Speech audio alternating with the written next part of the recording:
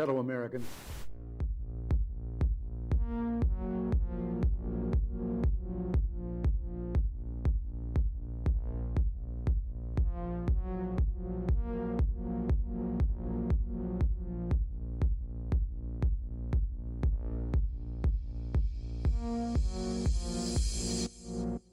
You might be wondering, why in the world is there a 30-minute countdown before the show starts? Well, we actually start live every day at 4 p.m. Eastern Time, so this whole 30-minute countdown is a chance for YouTube and Rumble to send out their alerts and notifications, so we encourage you to gather up and hang out with everyone in the chat room. So every day at 4 p.m. Eastern Time is when we do this show live. You can join us for the countdown if you like, or just set your clock and reminder that at 4 p.m. Eastern is when we go live. You can also make sure you subscribe and turn on that bell notification, so hopefully you will get a notification.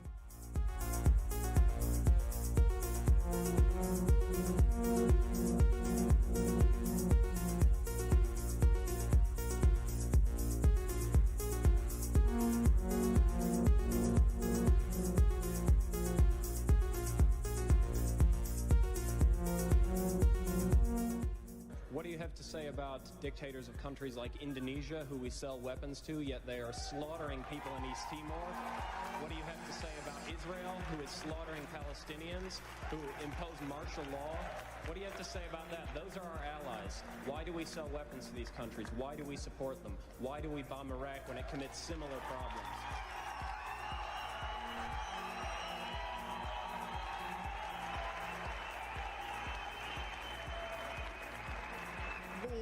There are various examples of things that are not right in this world, and the United States is trying.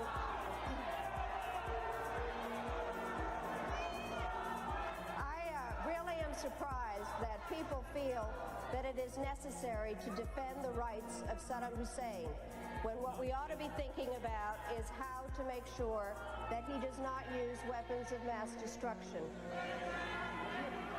I'd like to... Who are shouting, just a moment. I'm not defending them in the least. What I am saying is that there needs to be consistent application of U.S. foreign policy. We cannot support people who are committing the same violations because they are political allies. That is not acceptable. We cannot violate UN resolutions when it is convenient to us. You're not answering my question, Madam Albright.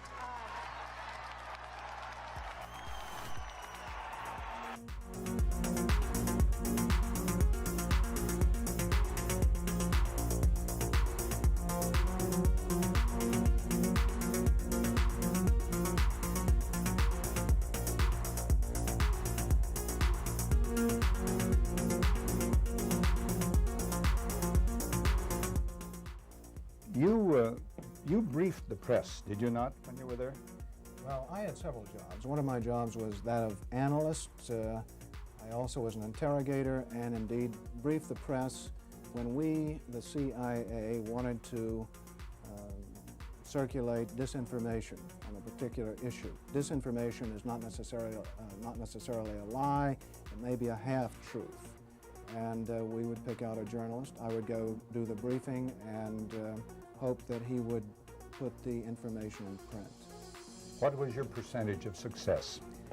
We were pretty successful in planning information of a rather rarefied nature. For instance, if we wanted to get across to the American public that the North Vietnamese were building up their force structure in South Vietnam, I would go to a journalist and advise him that in the past 6 months, X number of North Vietnamese forces had come down the Ho Chi Minh Trail system through southern Laos.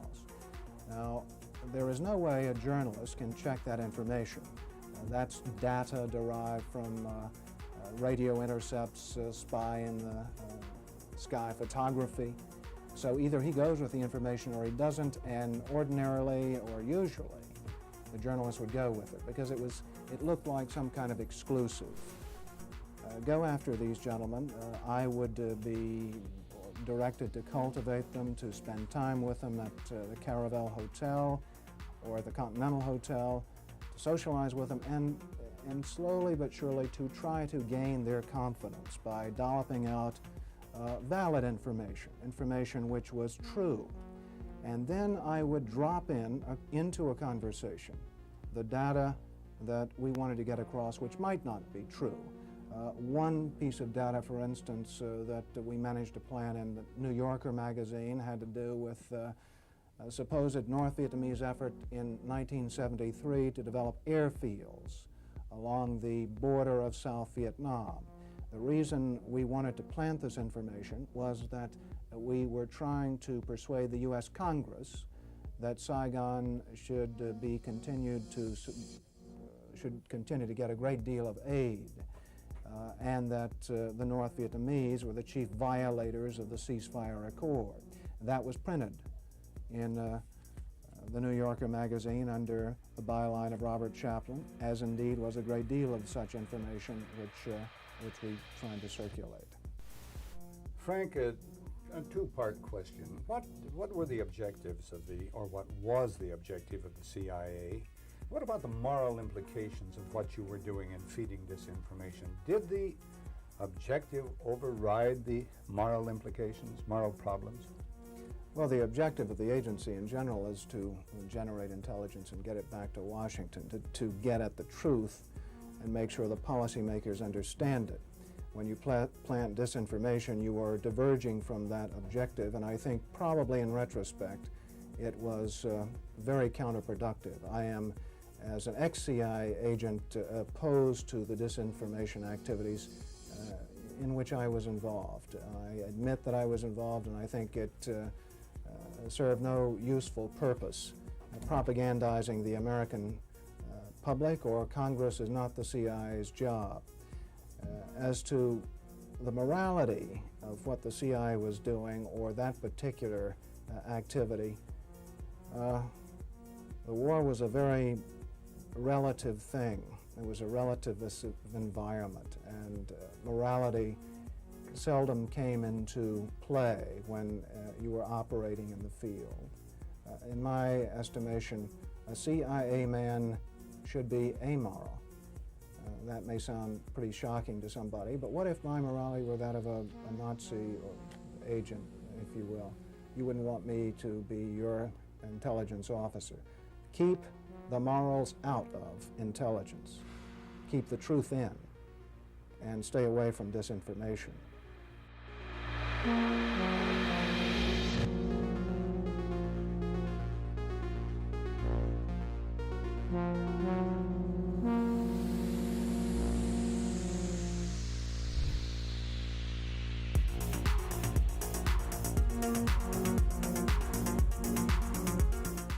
It would have been more appropriate for Mr. Trudeau, Prime Minister of Canada, to address this House according to Article 144, an article which was specifically designed to debate violations of human rights, democracy, and the rule of law, which is clearly the case with Mr. Trudeau. Then again, a Prime Minister who openly admires the Chinese basic dictatorship, who tramples on fundamental rights by persecuting and criminalizing his own citizens as terrorists just because they dared to stand up to his perverted concept of democracy, should not be allowed to speak in this House at all. Mr. Trudeau, you are a disgrace for any democracy. Please spare us your presence. Thank you.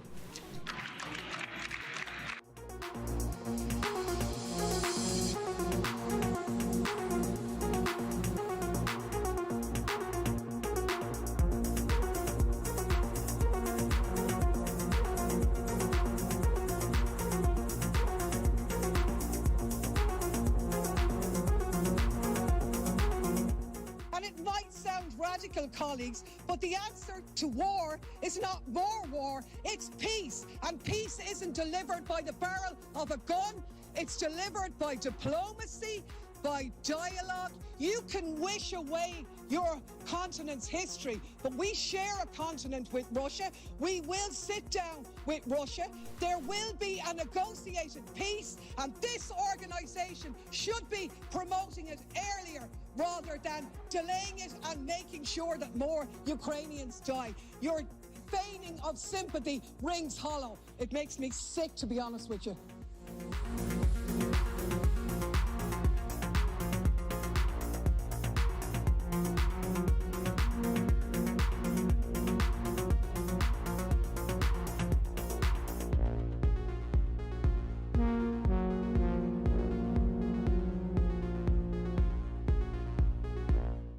we become involved when disinformation poses a threat to the security of our country. It is when there's a connectivity to a threat to our country. It could be a threat, a connectivity to violence. And what this working group does, is precisely what I would think you would want it to do, which is to take a look at the work, the disinformation work that our department has done and ask the following questions. Do we have policies? Do we have guardrails? Do we have standards? But here's the problem. Ensure, We can't even agree. We can't even agree what disinformation is. You can't even agree that it was disinformation, that the Russians fed information to the Steele dossiers. You can't agree to that. How are we ever going to come to an agreement on what is disinformation so you can police it on social media? Senator, I have 2 points, if I may finish. Number one, that what this working group does, because it's not an office, what this working group does is ensure that there are guardrails, definitions, standards to make sure that the free speech rights, the civil rights, civil liberties, and privacy rights of individuals. So do you think COVID disinformation threatens our national security? And number two, if I may, Senator, and number two, is it your proposition that when the cartels spread disinformation with respect to our immigration policies to try to lure vulnerable migrants to our border illegally? I think you've got no idea what disinformation is, and I don't think the government's capable of it. Do you know who the greatest propagator of disinformation in the history of the world is? The U.S. government. Are you familiar with McNamara, the Pentagon Papers? Are you familiar with George W. Bush and the weapons of mass destruction? Are you familiar with Iran-Contra? I mean, think of all the debates and disputes we've had over the last 50 years in our country. We work them out by debating them. We don't work them out by the government being the arbiter. I don't want you guardrails. I want you to have nothing to do with speech. You think we can't determine, speech by traffickers is disinformation? You think the American people are so stupid they need you to tell them what the truth is? You can't even admit what the truth is with the Steele dossier. I don't trust government to figure out what the truth is. Government is largely disseminating disinformation.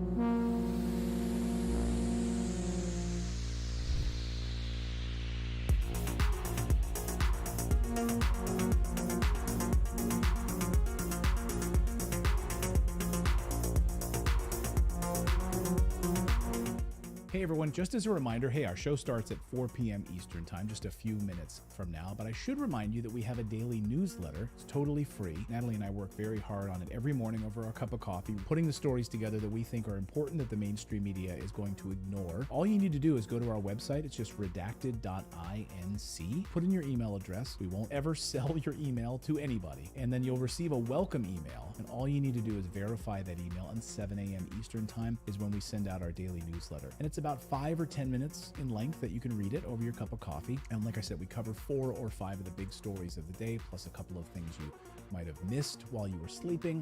We try to have some fun with it, add a little humor into it.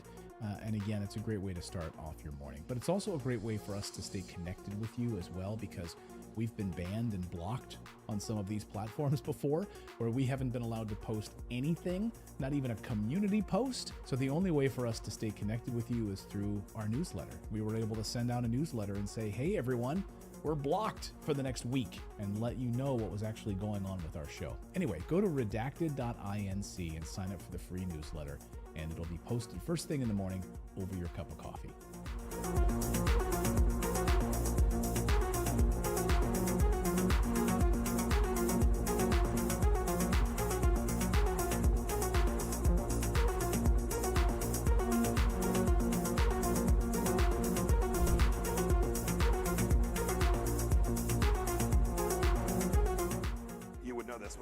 This is a bit of an aside, but in terms of how you think about problem sets, when I was a cadet, what's the cadet motto at West Point? You will not lie, cheat, or steal, or tolerate those who do. I was the CI director. We lied, we cheated, we stole. It was like we had entire We had entire training courses.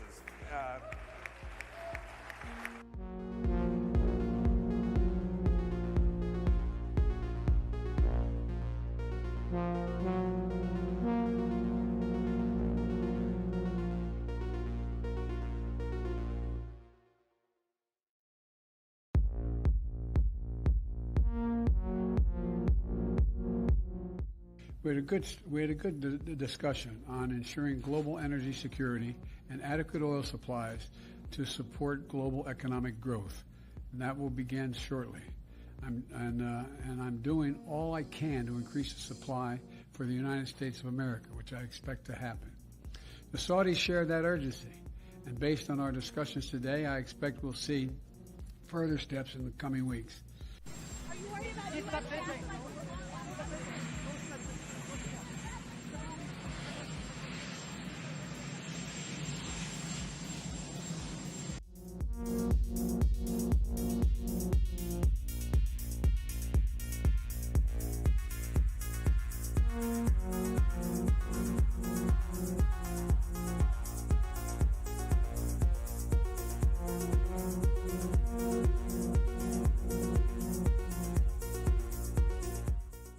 One of the hopeful things that I've discovered is that nearly every war that has started in the past 50 years has been a result of media lies. The media could have stopped it if they had searched deep enough. If they hadn't reprinted government propaganda, they could have stopped it. But what does that mean?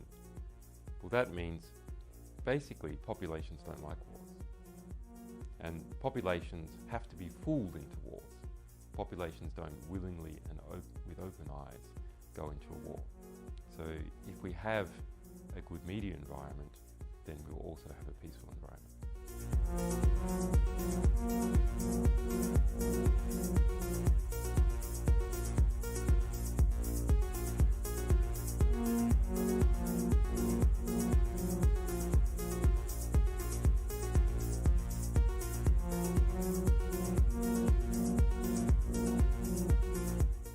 Killed a million people in Iraq. That is a separate... You killed a million people in Iraq. It's incredible that you have the brass neck to be sitting here now urging another Iraq war. George, after if what I you've was already still in done. Parliament, I...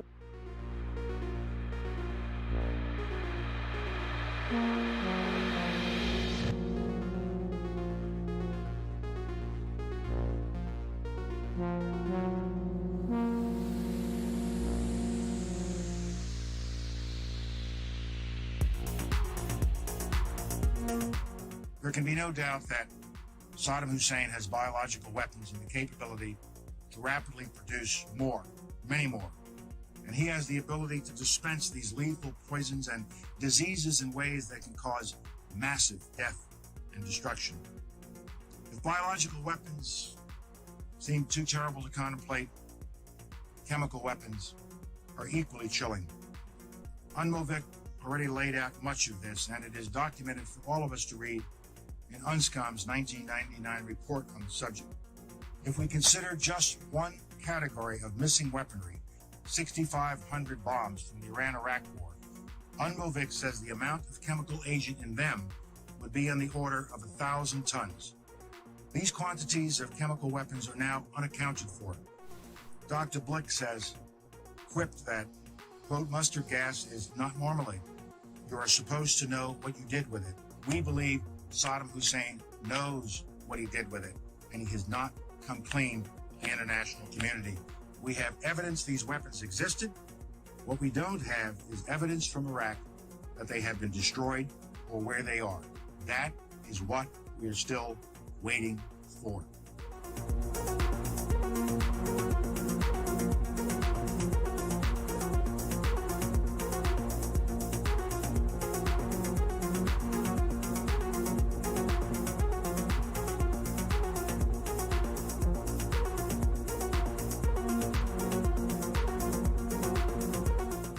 Okay, inspection worth doing, everybody's agreed it's worth doing, and it gets stopped. Yes, sir.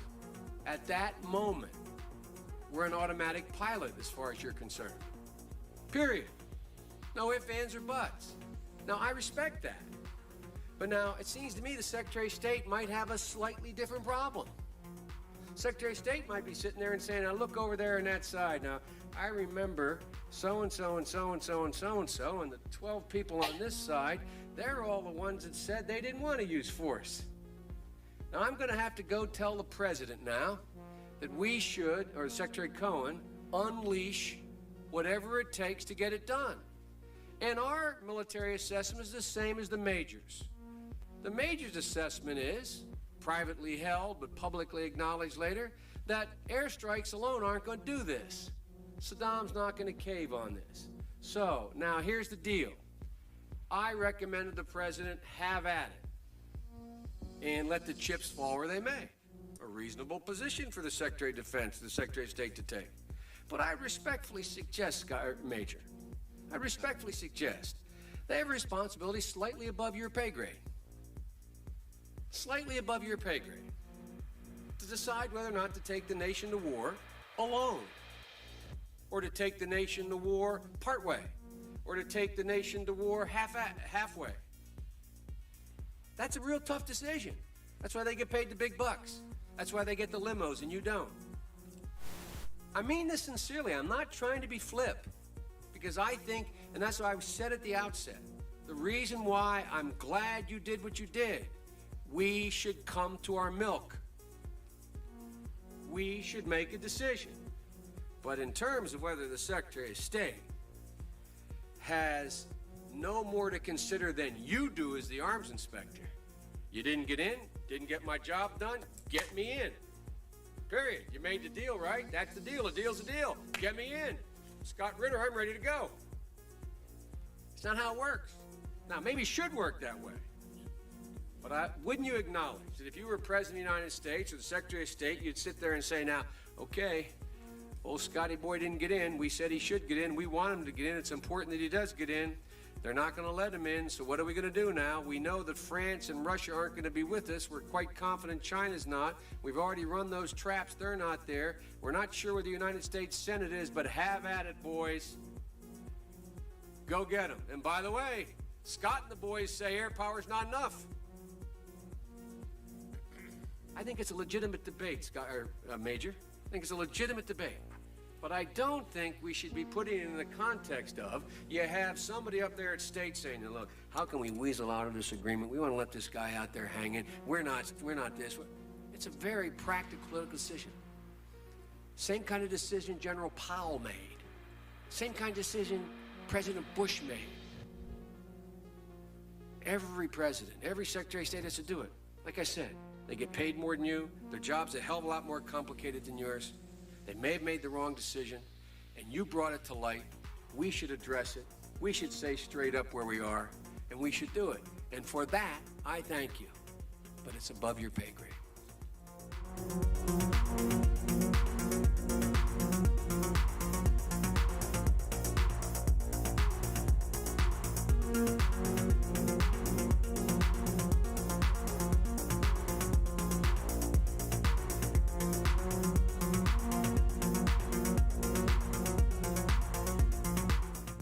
About 10 days after 9/11, I went through the Pentagon, and one of the generals called me in. He said, sir, you got to come in and talk to me a sec. He says, we've made the decision we're going to war with Iraq. I said, we're going to war with Iraq? Why? He said, I don't know.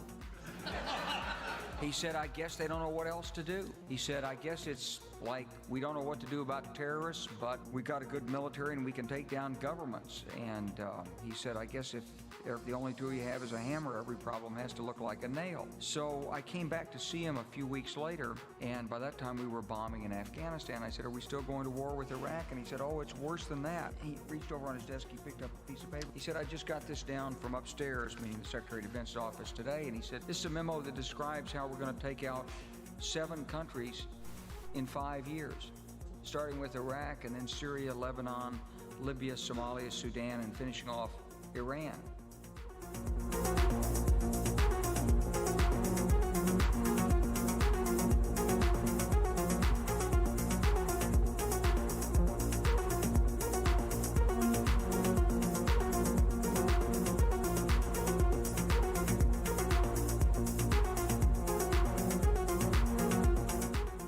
Hey everyone, Clayton here. The show is going to start at 4 p.m. Eastern Time. I should remind you that we have a VIP community. It's our Redacted Rebel VIP community. Now, this show is totally free, what you're watching right now, right? You can subscribe here on YouTube and Rumble, totally free. But if you'd like to support independent journalism, we are run by you. Without you guys, we wouldn't be able to do this show. We wouldn't be able to hire the team that we have. We wouldn't be able to afford the servers that we have. We wouldn't be able to afford the reporters that we have, the team that we have. So you can support us by going to redacted.inc, and on the right side of your screen, you'll see a VIP community button. Just click that, and for the price of a cup of coffee once a month, you can support us. We put out exclusive content, early interviews that no one else will see, live streams just for our VIP Rebel community. So again, it's totally free to watch this show. But if you do want to support independent journalism, we would really appreciate it. Come on over to redacted.inc, click on that community button, and decide if you want to sign up or not. It's totally up to you. We thank you. And meanwhile, the show will start in just a few moments at 4 p.m. Eastern Time.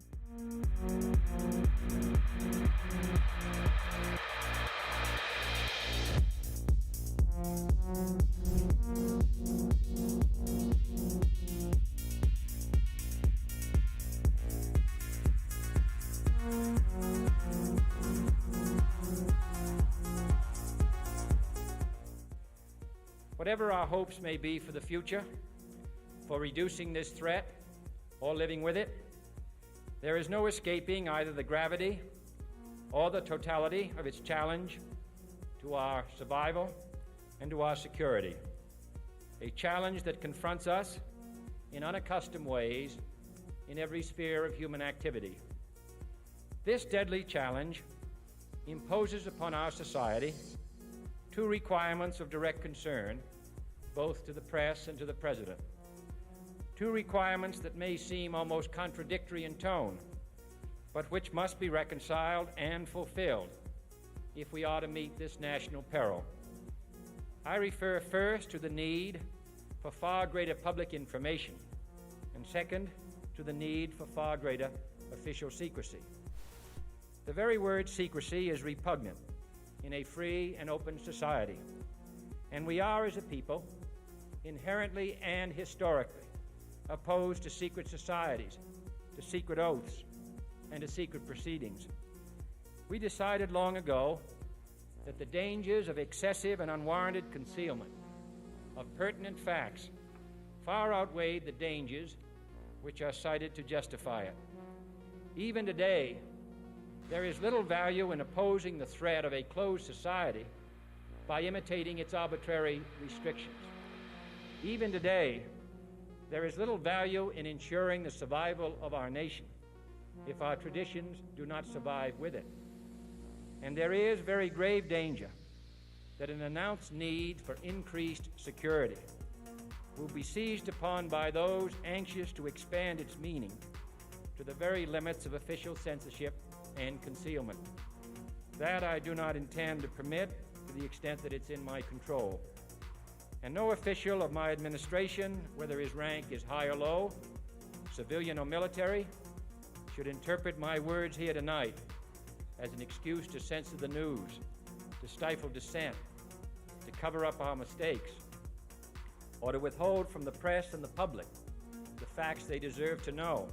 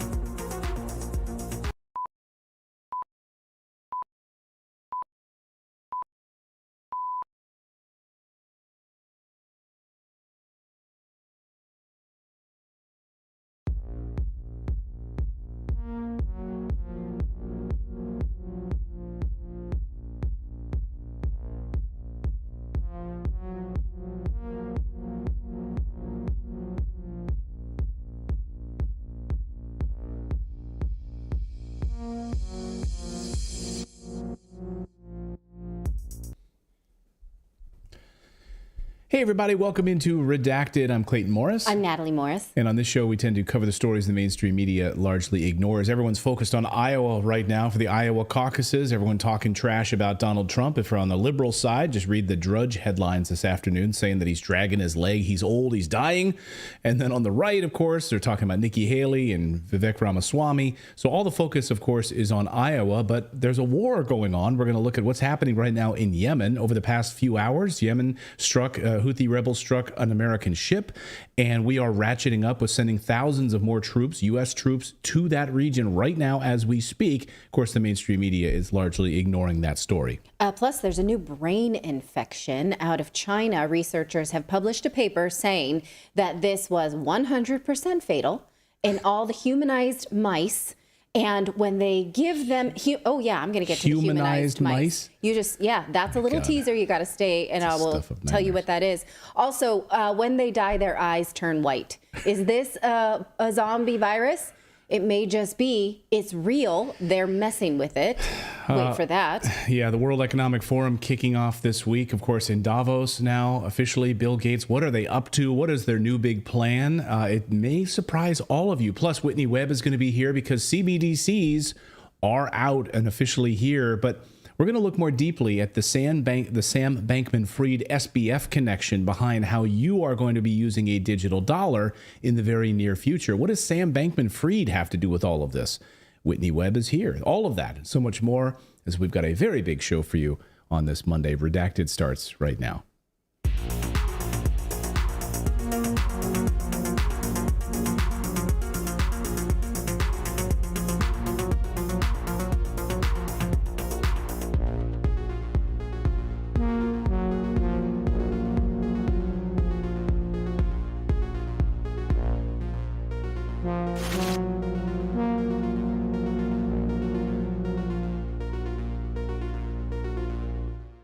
All right, welcome to your Monday. Thank you so much for joining us over at Redacted. Clayton's polishing his glasses. While he does that, I will let you know that I'm Natali Morris. He's Clayton Morris. We have Philip and David, our producers. Are they freezing? I'm curious how many people are freezing their asses off right now, because we've got a massive deep freeze across the United States right now. What is it where you guys are? You guys are out in near Portland, Oregon. So what is the temperature there? Yeah, it's about 18 degrees, and that's super cold for here because it's usually about 45, 40 around there. Yeah. I know a lot of people we're not used to that.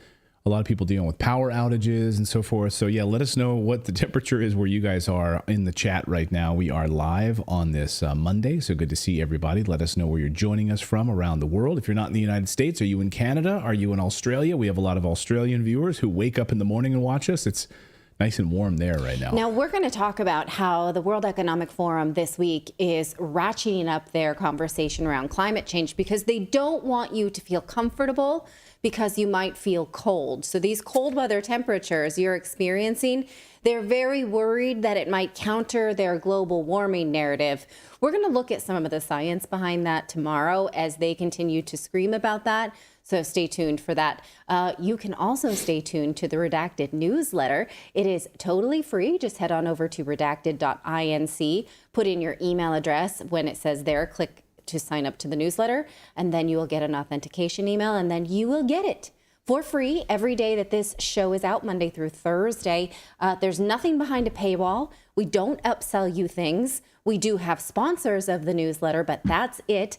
It is a great way to keep up with any of the stories we're going to talk about later in the day.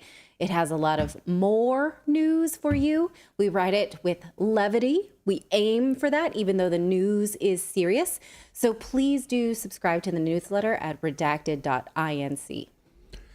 All right, and if you do subscribe here live during our show for free on Rumble or YouTube, your name will pop up here on the big screen. So thank you guys for subscribing. Oh, there's OCO8 just joined. Welcome to the rebellion. Thank you guys for signing up and joining us. We really appreciate it. OCO or OCO8.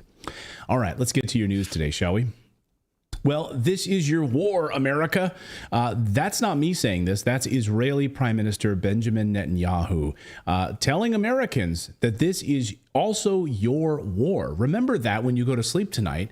Saturday, Israeli Prime Minister Netanyahu said he told his secretary, our secretary, well, it might as well be his Secretary of State, Anthony Blinken. I mean, I know it's a Freudian slip, but let's be honest. I mean, come on, who's really calling the shots here? It really is, of course, him. And he said, look, this is your war. You know, we killed nearly 24,000 people. Your hands are dirty in all of this. This is an American war. This is not just an Israeli war. And Biden fell right into place this afternoon like a little lapdog, announcing that he's sending an additional 1,500 American soldiers to fight in the Middle East today. Great. That's on top of the thousands he's already sent. When did this happen? When did we declare war? We haven't. We haven't sent and declared war there. So this is your war in Gaza, whether you want it or not, America. We send more military and Houthi rebels will attack us. That's the goal. We'll send more and then you'll attack us. Just like they did about 2 hours ago, by the way. Watch. It's been confirmed that the US-owned cargo ship MV Gibraltar Eagle has been hit in the Gulf of Aden by a ballistic missile fired by the Houthis in Yemen. By the way, is that what they're wearing in England now? Like, what is that? What is that outfit? I don't know.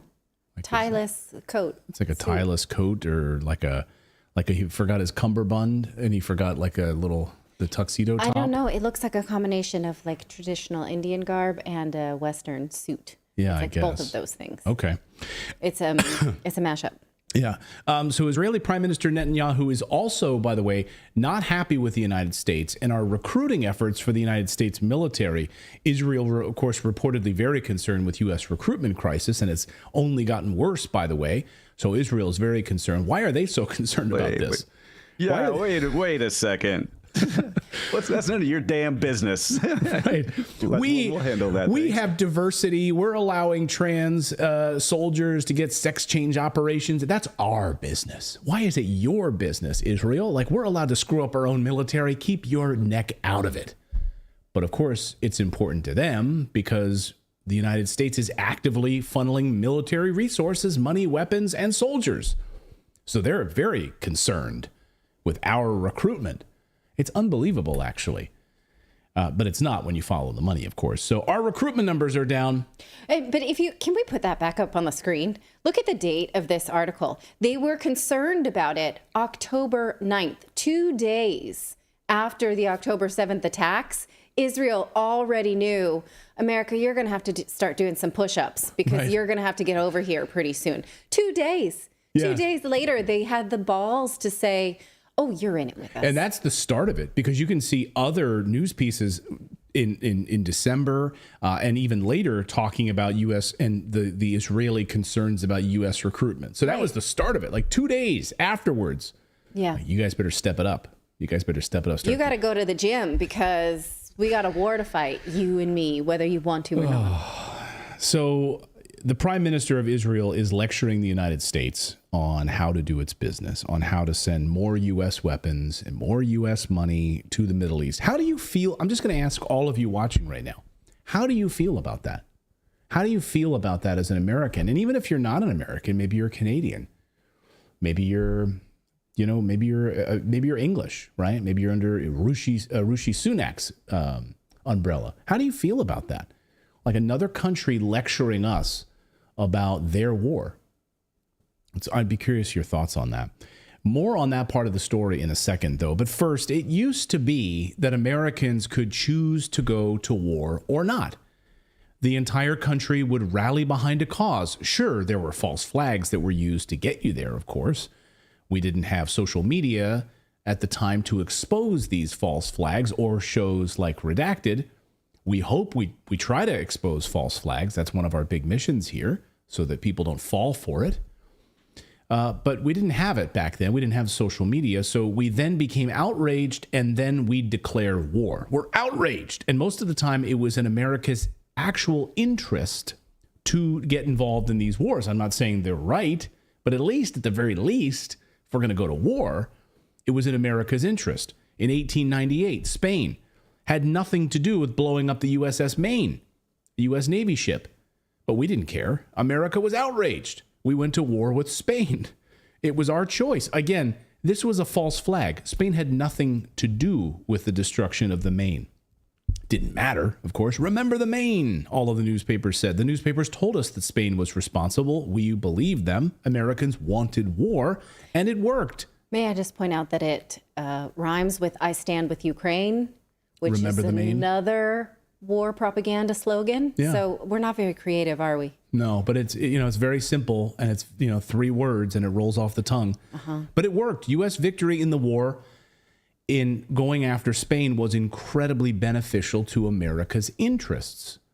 Again, yeah, war is awful, right? But at least it was in America's interests. And we got a peace treaty with Spain. Spain then got out of the Western Hemisphere, forced them to give up claims on Cuba.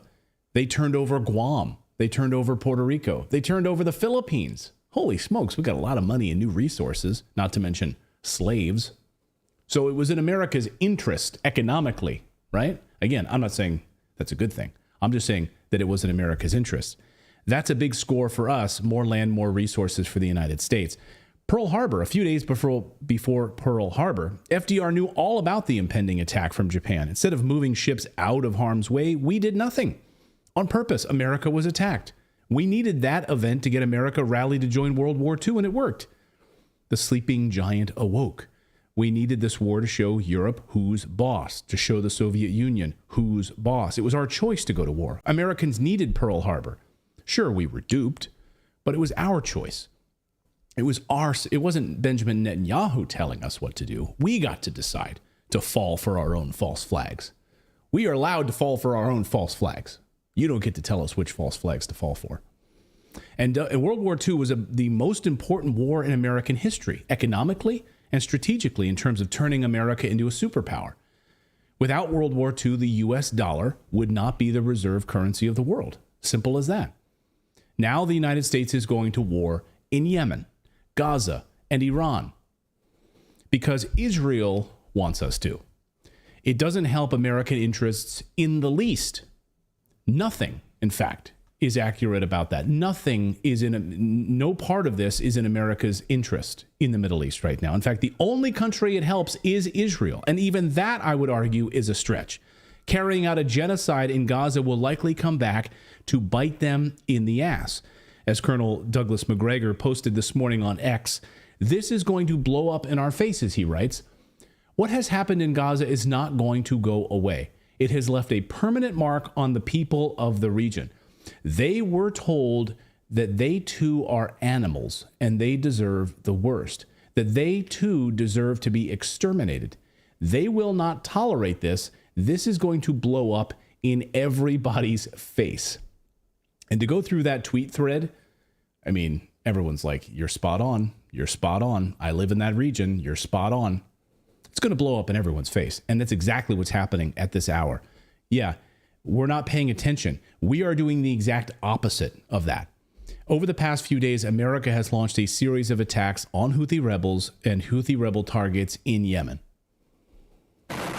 Just days after the massive U.S.-led Red Sea assault involving American F-18 fighter jets and British Typhoons taking off from Cyprus, Houthi militants carried out drills in Yemen yesterday, less a serious military flex than a show of defiance. Oh, okay. So it's not really a flex. It's just defiance. Is it in the United States' interest to go to war with Iran and Yemen? I just asked this of former UN weapons inspector Scott Ritter. Here's what he had to say about it. This is a problem bigger than America. We don't have the military capacity to prevail in this conflict. Yes, we can drop bombs in a lot of places. We will lose everything in the Middle East, everything in the region, because there's not a military facility in that region that is missile proof. And Iran has a lot of missiles, and they will bring death and destruction down on the Americans like they haven't seen since the Second World War. And then what? Now we're in a regional conflict. Can we throw cruise missiles at Tehran? Yeah. But to what end? Because Tehran will destroy everything we have in the region. And then where are we? We don't have the ability to invade Iran. We can't do it. You could mobilize the entire American military capability today. We can't invade Iran. We don't have the ability. So to what end are we getting in this war? At the end of the day, the costs that will accrue by the United States taking on the entire region on behalf of Israel will far outweigh the consequences of just telling Israel no. But we can't tell Israel no because Israel owns us. Yeah, they do own us. Let us know what you think about that in the comments. Go ahead, David. I was going to say, it's the literal definition of insanity. Like, when have we ever gotten involved in anything over there that hasn't blown up in our face? When have we ever been successful? We haven't. We haven't. That's my point. There has been, and I'm going to get to this here in a second, because as John Mearsheimer points out in his great book, The Israel Lobby, there's never been a strategic strike. There's never been anything we've done in the Middle East that has strategically benefited the United States. You could argue that our support of Israel a little bit during the Cold War, but that's minimal at best. And that's exactly why Prime Minister Benjamin Netanyahu says this is America's war. When they asked us to jump, they're asking, we ask how high. They want us to invade Iraq? Great, we did that for them. Okay, done. Want us to invade Syria? Yeah, we did that for you. By the way, today, Biden announced thousands more troops going to Syria. So sure, we'll do whatever you want. You want us to invade Yemen? We'll do that, even though it only hurts America. So as John Mearsheimer points out in his great book, The Israel Lobby, and I encourage all of you to read it, if you want to educate, it's a pretty darn long book. If you want to educate yourself, though, on how deeply Congress is controlled by Israel, you might want to take a few chapters here in bite-sized chunks if you want, but it's incredibly eye-opening. Mearsheimer says this about our support of Israel and the destruction of Gaza is the single biggest driver of terrorism against the United States. As he writes, an even clearer demonstration of the connection between U.S. support for Israel and the anti-American terrorism is the case of Ramzi Youssef, who masterminded the first attack on the World Trade Center in 1993 and is now serving a life sentence in the U.S. prison. Not only did Youssef mail letters to several New York newspapers taking credit for the attack and demanding that the U.S. terminate aid to Israel, he also told agents who flew him back to the United States following his arrest in Pakistan that in 1995 he felt guilty about causing U.S. deaths. But as Steve Cole recounts in his prize-winning book Ghost Wars, Youssef's remorse was overridden by the strength of his desire to stop the killing of Arabs by Israeli troops, and by his belief that bombing American targets was the only way to cause change. Can you imagine? Like, it's the only way. It's the only way I'm going to wake people up. That's it. I have to bomb American targets. It was the same thing that the Orlando nightclub shooter felt. Exactly. Yeah, exact same. So when most of the time, the terrorist attacks are on our own shores, are motivated by our own killing of civilians. Yeah. So and we sit here and wonder why Russia doesn't want us on their borders. Yeah. So here's what he goes on to say this in his book, a 2004 report by the Pentagon's Defense Science Board. This is by the Pentagon. The Pentagon's Defense Science Board concluded that, quote, Muslims do not hate our freedom, but rather they hate our policies. And the 9/11 Commission acknowledged that it is simply a fact that American policy regarding the Israeli-Palestinian conflict and American policy in Iraq are dominant staples of popular commentary across the Arab and Muslim world. What kind of policies do they hate? Well, they hate our support of genocide, that's for one thing, and carrying out bombing attacks in Gaza. Over the past 24 hours, we've now learned that the United States is not sitting on the sidelines carrying out genocide in Gaza. No. They're actively involved. The Biden administration is actively involved with the Air Force team to target, for Israel to target targets in Gaza using the Air Force. So about that genocide being carried out in Gaza, that will come back to haunt the United States. Mark my words. Mark the words of Colonel Douglas McGregor and others, and Mearsheimer. But don't worry about any of this, because Biden mouthpiece John Kirby yesterday said they're pushing Israel to go into what he calls now a low-intensity bombing phase. Low intensity. Watch. Does the U.S. need to press Israel harder to move into the low-intensity conflict they say they intend to move towards? I can tell you, and Secretary Blinken just came from the region, that we have been talking to them intensely about a transition to low-intensity operations. We believe it's the right time for that transition, and we're talking to them about doing that. Now, they have done some precursory steps to try to kind of get to that point. They're pulling some troops out. They're relying a little less on airstrikes. But we believe that, look, any military campaign, you go through phases. Yeah. And the next logical phase here, as they have put pressure on Hamas leadership, is to get to lower-intensity operations, more targeted, more precise raids, less airstrikes.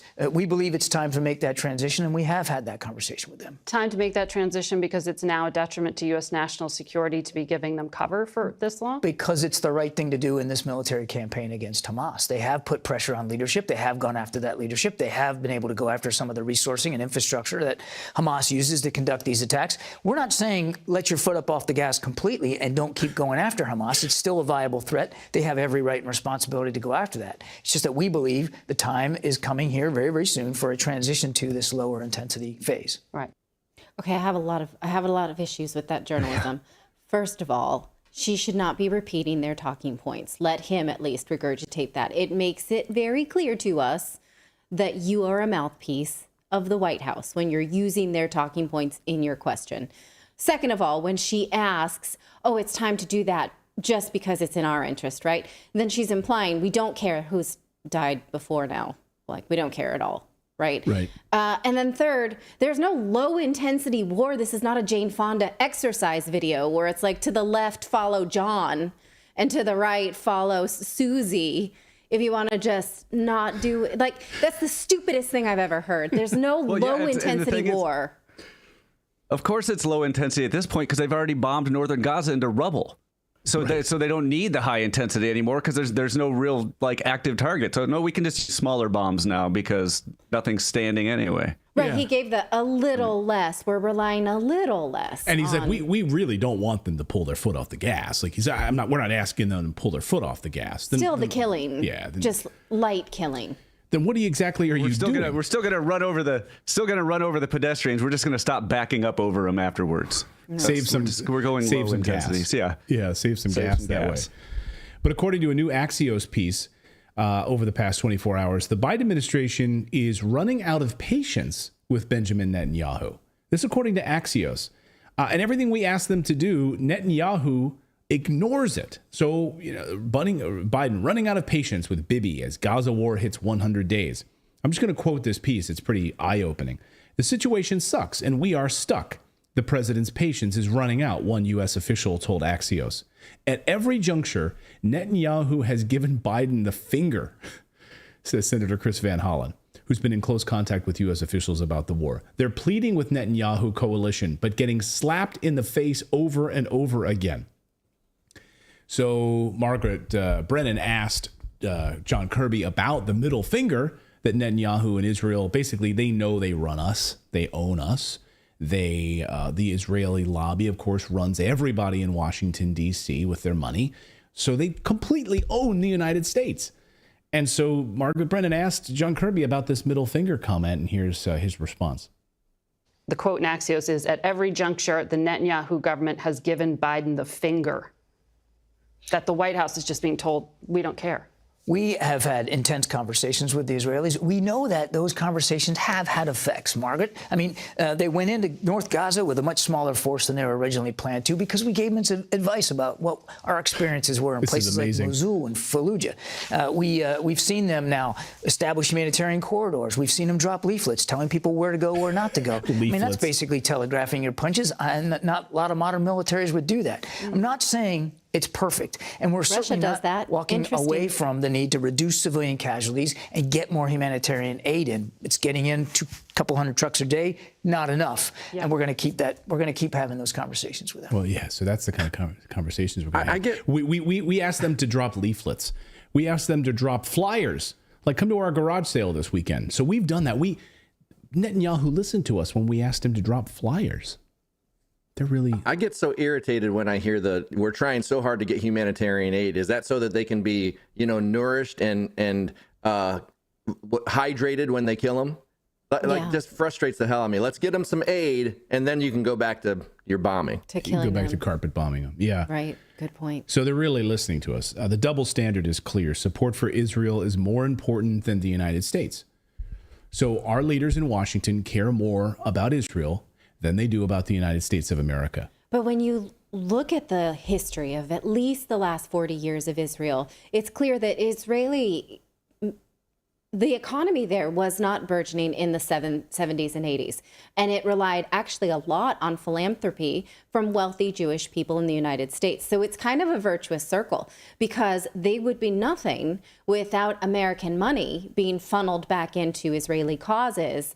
And then that money then goes into lobbyists to lobby our own politicians, right? So a lot of it starts with Americans. It starts and ends with Americans. Right. We have an opportunity to say enough is enough, and we're only hurting ourselves. We're not going to do that. No, I would encourage everyone to read John Mearsheimer's great book on the Israel lobby. It's a very incredibly well-researched book, and he really lays out point by point by point how every time at every turn where we've put Israel's interest over the United States, it's come back to hurt us. There is literally no reason that it's... And Jews, right? And Israelis is the point that he makes. It's bad for everybody. Well, it's bad. Yeah, well, it's particularly bad for Israel. Israel's being destroyed. I don't know that Israel can really come back from this in terms of survivability. I mean, they're going to be, as Colonel McGregor has pointed out, first of all, it'll be the end of the Netanyahu government, but it could very well alter the course of Israel forever as a result of what they're doing here. Yeah. So going to war in Yemen and Iran, hurting the United States, it could be the greatest, I'm going to say this, it could be the greatest military mistake in U.S. history. Going to war against Iran and Yemen. We make them all the time. We make huge mistakes all the time. But what we're doing right now in the Middle East could be unalterable. And you could be watching, as a result of this, the permanent loss of superpower status for the United States government and the United States. United States. I mean, that's literally what's going to happen here if they continue down this path. Look at all the stuff we've done in the past, and the debt was never as high as it is when we've done it. You know what I mean? So you take that and add it on top of it. I mean, look at how Rome fell. I mean, It's like we economically shouldn't do it. Yeah. No, VK Love says, but you defend Hamas. We're not defending. Hamas is a terrorist organization. Where'd you get that? That has nothing to do. What we're saying is it in the United States? Well, my question started out this piece, if you go back and watch it. Is it in the United States' interest to send thousands of Americans into the Middle East? Is it in the United States' interest to attack Yemen? Is it in the United States' interest to bomb Iran or Iranian targets? Is it in the United States' interest to invade Syria? The answer is unequivocally no. Is it in the United States' interest to pump weapons and munitions and bombs and target information into Israel to strike Gaza? No, it's not. Absolutely not. You can't. There's no way you can point out that that's actually in the United States' interest. There is no benefit of that at all. So that's my opinion on this. But I think this could be the greatest military mistake in U.S. history, and I'm going to say it right now. Yes, and so then, by that comment, if we have not said that Israel needs to continue to attack in order to only root out Hamas, you're guilty of binary thinking, and we don't have time for that here on this show. Yeah, it's like if I want to go get a quarter pounder cheese, that doesn't mean I hate the Whopper. Right. Exactly. Yeah. Yeah, quarter pounder with cheese meal, fantastic choice. I think that's number 4 on the value meal standard. Number 4, I think number 7 is the fillet of fish. Yeah. Number 8 is the fillet of fish. Yeah, I can't deal with that reductionism. So yeah, I don't have time for that. No, we're past that. Like that ship has sailed many months ago. So that means you support what happened on October 7th? Right. No. Come on, stop it. Stop this ridiculous reductive thinking. Now, I also want to know, why did Israel allow October 7th to happen? And they knew about it well ahead of time and told their military to stand down on purpose. So now the United States is embroiled in this. That's a better question. Why did they do that? I would love to get to the bottom of that, but they won't allow an investigation of it. Netanyahu will not allow an investigation of what happened on October 7th, of course, because they don't want the answers. All right, we've got more news to get to here on your Monday. We're going to look at the new zombie brain infection. I believe it's being called, Disease X, at least. That's the placeholder name for what they're calling this Well, thing. we have 2 different terrifying diseases. One that the World Economic Forum is warning us about, that they don't know what it is, but they're saying it's super fatal. And another that does exist in a lab in China, which has 100% fatality rate. And before the mice that were infected with it died, they became lethargic, sluggish, and their eyes turned white. That's great. You're going to want to listen to this. Yeah, plus we've got Whitney Webb is going to be joining us here on CBDCs. The central bank digital currencies erasing the U.S. dollar paper currency, of course, is coming to you. It's already here. We're going to talk about how Sam Bankman-Fried and FTX is intimately involved with the rollout of these CBDCs. We're going to talk with Whitney in just a few minutes here on the show. But first, we want to tell you about our friends over at Ramp, because if you would like a better way to simplify your business finances across expenses, vendor payments, and accounting, then Ramp could be a game changer. Feel like your finance software isn't cutting it, or maybe it's just not fun and sexy enough? I know for myself, I like my finance software to be fun. If you want the latest and greatest in financial software and simplify spending and help you save time and keep you from getting trapped in busy work, then check out Ramp. Ramp gives finance teams unprecedented control and insight into company spend.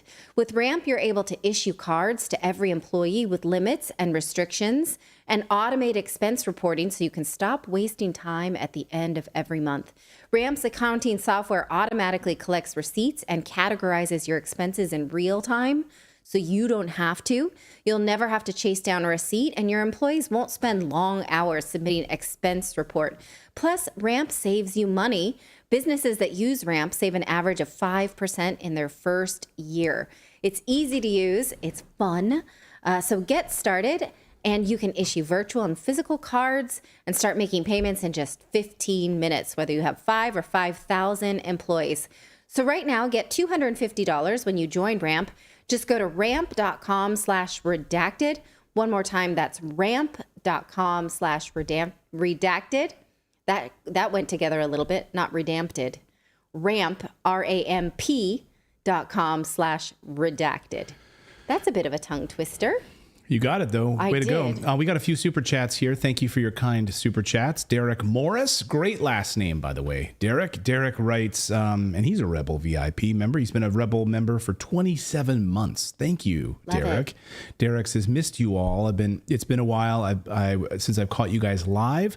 I was in a bad car accident on New Year's Eve. Oh. Thankful to be here and thankful to be alive. Keep speaking the truth. Well, much love. We're praying for you, Derek. Hopefully, we would have missed you. Yeah. We recognize your name going by all the time. Thank you, Derek. you've been missed. Hopefully you're doing better and recovering. New Year's Eve is a crazy time, of course, to be on the road as well. So sorry to hear that. The amazing Blumpkin, thank you for your $5 super chat. Look at Kirby's black eyes, a doll eyes. He's pure evil. That's right. Ellen Vital, $2 super chat. Thank you. D. Frank says, $5. I don't think you understand what interest means. It's a dog whistle for oligarchical opportunity like both world wars and Vietnam. Thank you for that. When we talk about our interest in war. Interest in war, exactly. Lee, $4.99 super chat. And Hippy Dippy for a $6 super chat out of Canada. Thank you, out of Canada. Hippy Dippy says, unfrickin' believable, the clown world going on right now. It's hard to watch. But hey, at least we have each other and we can navigate this clown world together, Hippy Dippy. Because, yeah, we're trying to make sense of it. And I think by all of us coming together and helping other people awaken, sharing clips of this show with other people in your family who are still falling for the climate craziness, or, you have COVID, you have COVIDians that live around you, or whatever it happens to be, right? If you're able to share this show and just sort of get the message out, we clip up every night's live show into segments. So you can send them out to your friends and family, post them on Facebook, and hopefully maybe change somebody's opinion. Yes. All right. Well, researchers in China have discovered a strain of coronavirus that caused 100% mortality due to late-stage brain infection. They know this because they put it in humanized mice and played with it. They messed around and found out. Humanized mice, you guys, we're going to get to what that is in a second. This is, to be clear, gain-of-function research. When you have something and you mess around with it to see what happens, that's basically gain of function. It's happening in China. It is incredibly dangerous. Could this be the disease X that the Davos crowd is going to discuss this week at the World Economic Forum? Recall last week we went over the Davos agenda that's happening. It just started today. And we found this panel called Preparing for Disease X. AstraZeneca's CEO will be on the panel, so will Dr. Tedros from the World Health Organization. They're saying disease X could be 20 times more fatal than COVID. And so they're prepping for it. They don't know what it is, but they know it will be more fatal. Is that a wish list? Right. How do they know that it's going to be more fatal? I mean, it's like the American, Congress passed a bill recently about disease X. Like U.S. Congress back about 6 months ago passed a resolution on disease X. Okay. For the rollout and preventability of this highly deadly disease. We don't know what it is yet. We know it's coming. But they're preparing us. They're tempering our expectations with fear. So the WHO is warning about this. And again, they want to solve this, it says here, with collaborative surveillance. That's what they think they need. And in fact, today, something that Tony Blair had said is we need to know who's been vaccinated and how many times, because you need to keep getting vaccinated all the time. And we need to know how many vaccines the people you're talking to and around you or in buildings. We're going to bring you that clip later this week because he's got some balls. He's got some bullocks to say that. Or I'd like to say it differently. Can I just rewind? That's bullocks. Huevos? Huevos, no, Rancho. I really want to pull off the bullocks. Okay, do it. That's okay. Do it. Total bullocks. Total bullocks. No, that's not. You make fun of me for my like British accents. That's I don't know. It's bullocks. No, I really want to be able to pull that off. I'll work on it. Okay, you know what else is bullocks? I'm going to tell you what else is bullocks. This paper here that I'm about to show you. This paper comes out of China, just early January 2024, showing that scientists accidentally found a strain of COVID that was 100% fatal in transgenic mice. Hold your questions about transgenic mice. See here, they're warning about the spillover risk, but that's only a concern because it was created in the first place. If they hadn't created it, they wouldn't have to worry about it spilling because it otherwise did not exist. This is not like Heisenberg's uncertainty principle. Like, it didn't exist and now it exists, and that makes it a danger. When it did not exist, there was no risk of observing a spillover, right? Now, it didn't seem like they created on purpose. They were doing gain of function research, which basically means they were manipulating diseases. They found this one in a pangolin. This is a pangolin. Look how cute he is. Dr. John Campbell's channel about this, he claims that the pangolin is a highly abused species in laboratories. For whatever reason in China, they like to experiment on this guy. I don't like that. He's like he's a living dinosaur. He looks like a little, what is it? What's the one that has the tail with the ball in the tail? I used to love those. Well, he looks like he's doing an Oliver Twist sort of. Please, sir, can I have some more? Yeah. You're going to experiment on me. Please don't experiment on me. Can I have a it. biscuit? Can I have a biscuit, please? It's total bollocks. Okay, so this little guy had some COVID, basically the pangolin. They took it out and they cloned it in a lab, and then they put it into transgenic mice. Now, what is that? That is humanized mice. This is mice that is injected with human DNA to see how they react and if they can maybe extrapolate what happens to the mice with what would happen in a human. Here's how one laboratory that uses these explains it, that you can, target specific genes to a study. You can replicate certain characteristics. Basically, we can experiment on them and it's all good. And we can extrapolate, like I said, what happens to humans. Now, I just wonder, given that we're making these humanized mice, are we worried that they might mutate? Ever heard of Master Shredder? Right. I'm just curious. Shredder. or not Splinter, Shredder. you mean Master Splinter. Splinter, yes. Master Splinter, Yes. right? Is this a concern? Humanized mice? Anybody? No? Okay.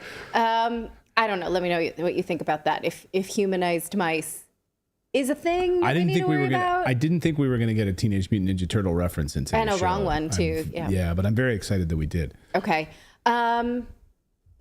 So let's look again at this case. When the humanized mice were injected with the pangolin COVID, they got here a late stage brain infection and died. I love that they use the word surprisingly. Like, oh, we didn't know this would happen. We were just effing around. Surprisingly, all the mice were infected with the live virus succumbed to the infection within 7 to 8 days post-inoculation, rendering a mortality rate of 100%. The mice began to exhibit a decrease in body weight, starting from 5 days, reached a 10% decrease in the initial weight by day 6. By the 7th day, the mice displayed symptoms such as piloerection, hunched posture, sluggish movements, and their eyes turned white before they died. What the F? Oh my God. Do you want this happening in the world? It's the zombie apocalypse. I know we've always, sort of joked about preparing for the zombie apocalypse, but Bill Gates now has his wish come true that we're going to have people walking around where we're going to start to see their eyes roll back and you'll just see the whites of their eyes before they become sluggish and they're losing weight and their eyes there's no pupil in their eyes, and then they die of a flesh-eating brain infection. What the heck? Okay, here's what they conclude. To the best of our knowledge, this is the first report showing this strain of COVID can cause 100% mortality in these mice, suggesting a risk of this spillover to humans. Now, they do say they don't know for sure that would happen to humans. That's what happened in the humanized mice. Thankfully, they haven't tested that as far as we know. Here's another kind of strange things I want to point out. Here are the researchers that wrote this paper saying, we did this, just want you to know. Okay, they're all from this Nanjing University in China. And then it said also contributed these email addresses down below. Anything stand out to you about these email addresses, given that this is in China? They're all Gmail accounts. Yeah. And there's a New Jersey, is that an no, China, that's a Chinese college, and then Gmail accounts. Yeah, Gmail's blocked in China. Who's doing that? Who are those people? Right? That's weird. Yeah. So I don't know how to explain that. I just wanted to point out that that's strange that it's this university and some people with a Gmail, clearly not in China, or at least not from China. I don't know. I'm curious. So why are they doing this? Why is this allowed? And could this be related to the unknown disease X that globalists are anticipating? I would like to show you the assessment of John Campbell on his YouTube channel, but it was removed for unknown reasons. So I'm going to play it safe and let you know that you still can find it in other places. He surmises that the only real reason to be doing this, to be mucking about, as he calls it, would be weaponization of a virus. He can't see any other reason. Obviously, I don't work with these types of things, so I don't see a reason either. But again, that he's calling this a new brain virus that turns your eyes white before you die like a zombie. Let us know what you think, and if you agree that it is total bollocks.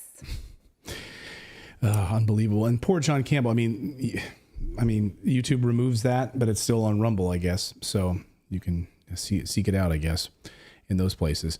Unbelievable. Yeah, let us know your comments on that in the chat below.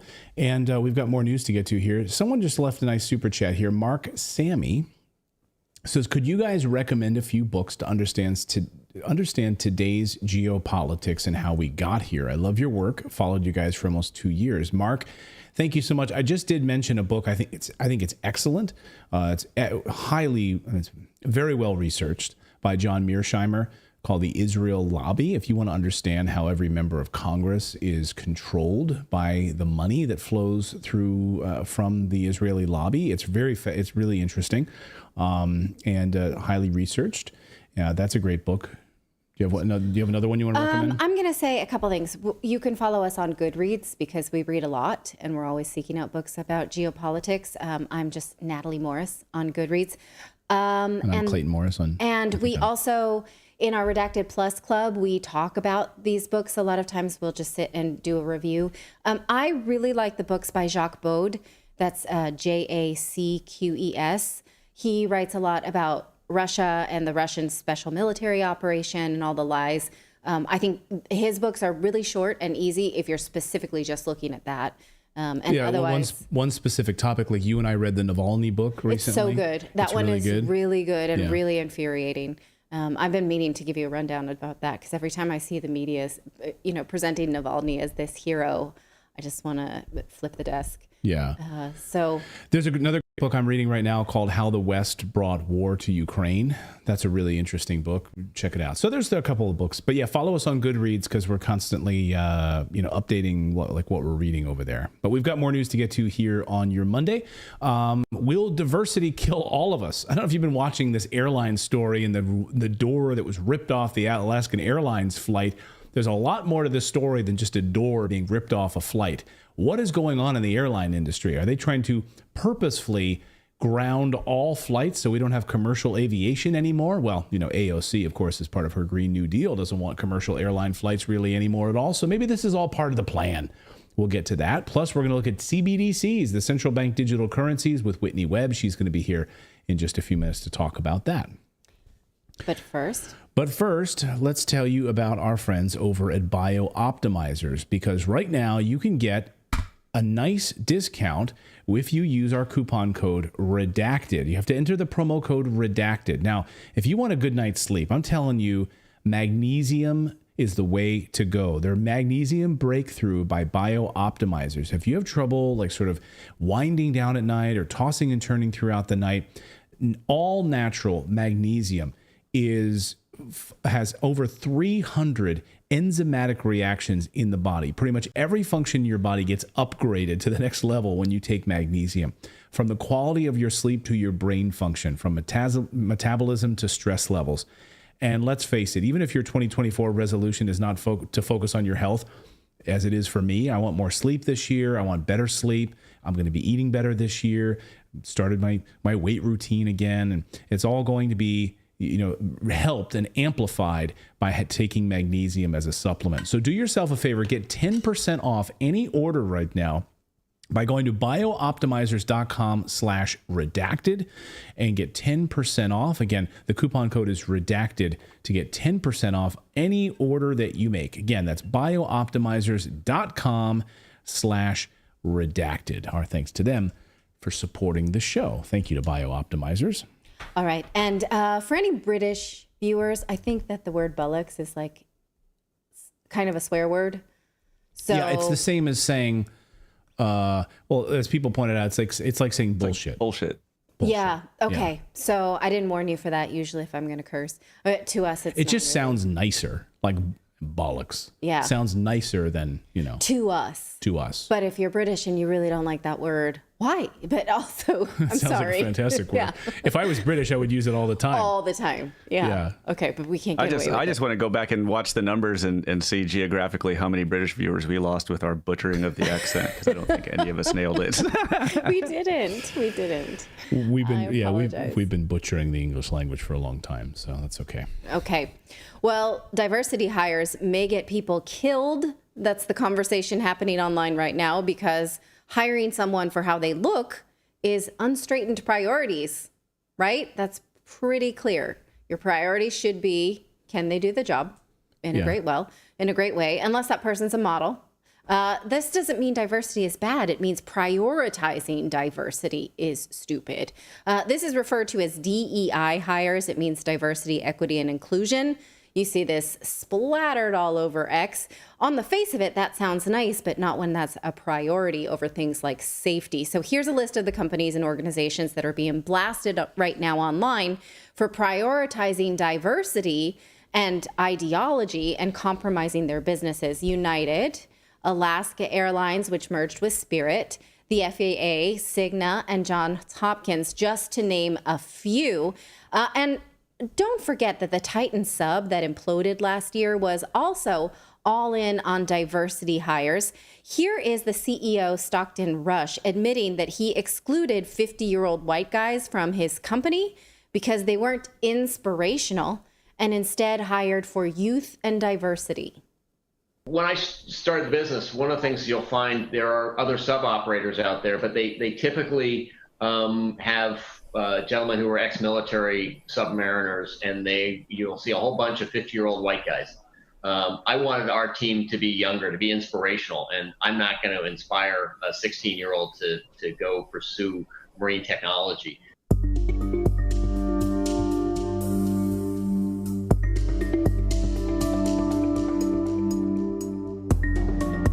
All right. Could an experienced 50-year-old white guy maybe have saved his life with better engineering? I just wonder. We'll never know. But we know that that interview did not age well. Well, last week, 2 airplanes had terrifying malfunctions while in flight. And that has prompted a backlash because the FAA and the airlines have all been prioritizing diversity over qualifications. The Post today reports that the FAA's diversity push includes hiring people with severe intellectual disabilities, psychiatric problems, and other mental and physical conditions. Now, this is something we know a lot about because my mother-in-law, Clayton's mom, runs a nonprofit company in Pennsylvania called Quest. If you're interested in how this is done safely and well, you can check out the website. I put a little screenshot there if you want. And this is Clayton's mom as well. Now, what they do is they bid for mostly catering, landscaping, and janitorial. And it's a highly regulated industry because you can't just take someone with a disability and throw them into a job. It's not safe for them and it's not safe for all of us, right? Now, the FAA is saying they're giving these people reasonable accommodation.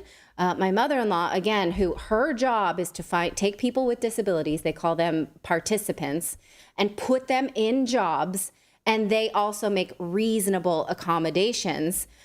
She says the quality of work, though, is always expected to be the same as someone without a disability. So you can't make compromises on the work. So this can be done, but you have to have experts to do it, like to manage it. To give them reasonable expectations doesn't mean you compromise the job. It means maybe they get a more flexible schedule. They get more time to complete a task. They get different technology, or you allow them a dog or something like that. There has to be a person like my mother-in-law who manages that. So does the FAA have a person who's managing this, or are they just doing this to tick boxes, diversity boxes? We have a right to those answers, right?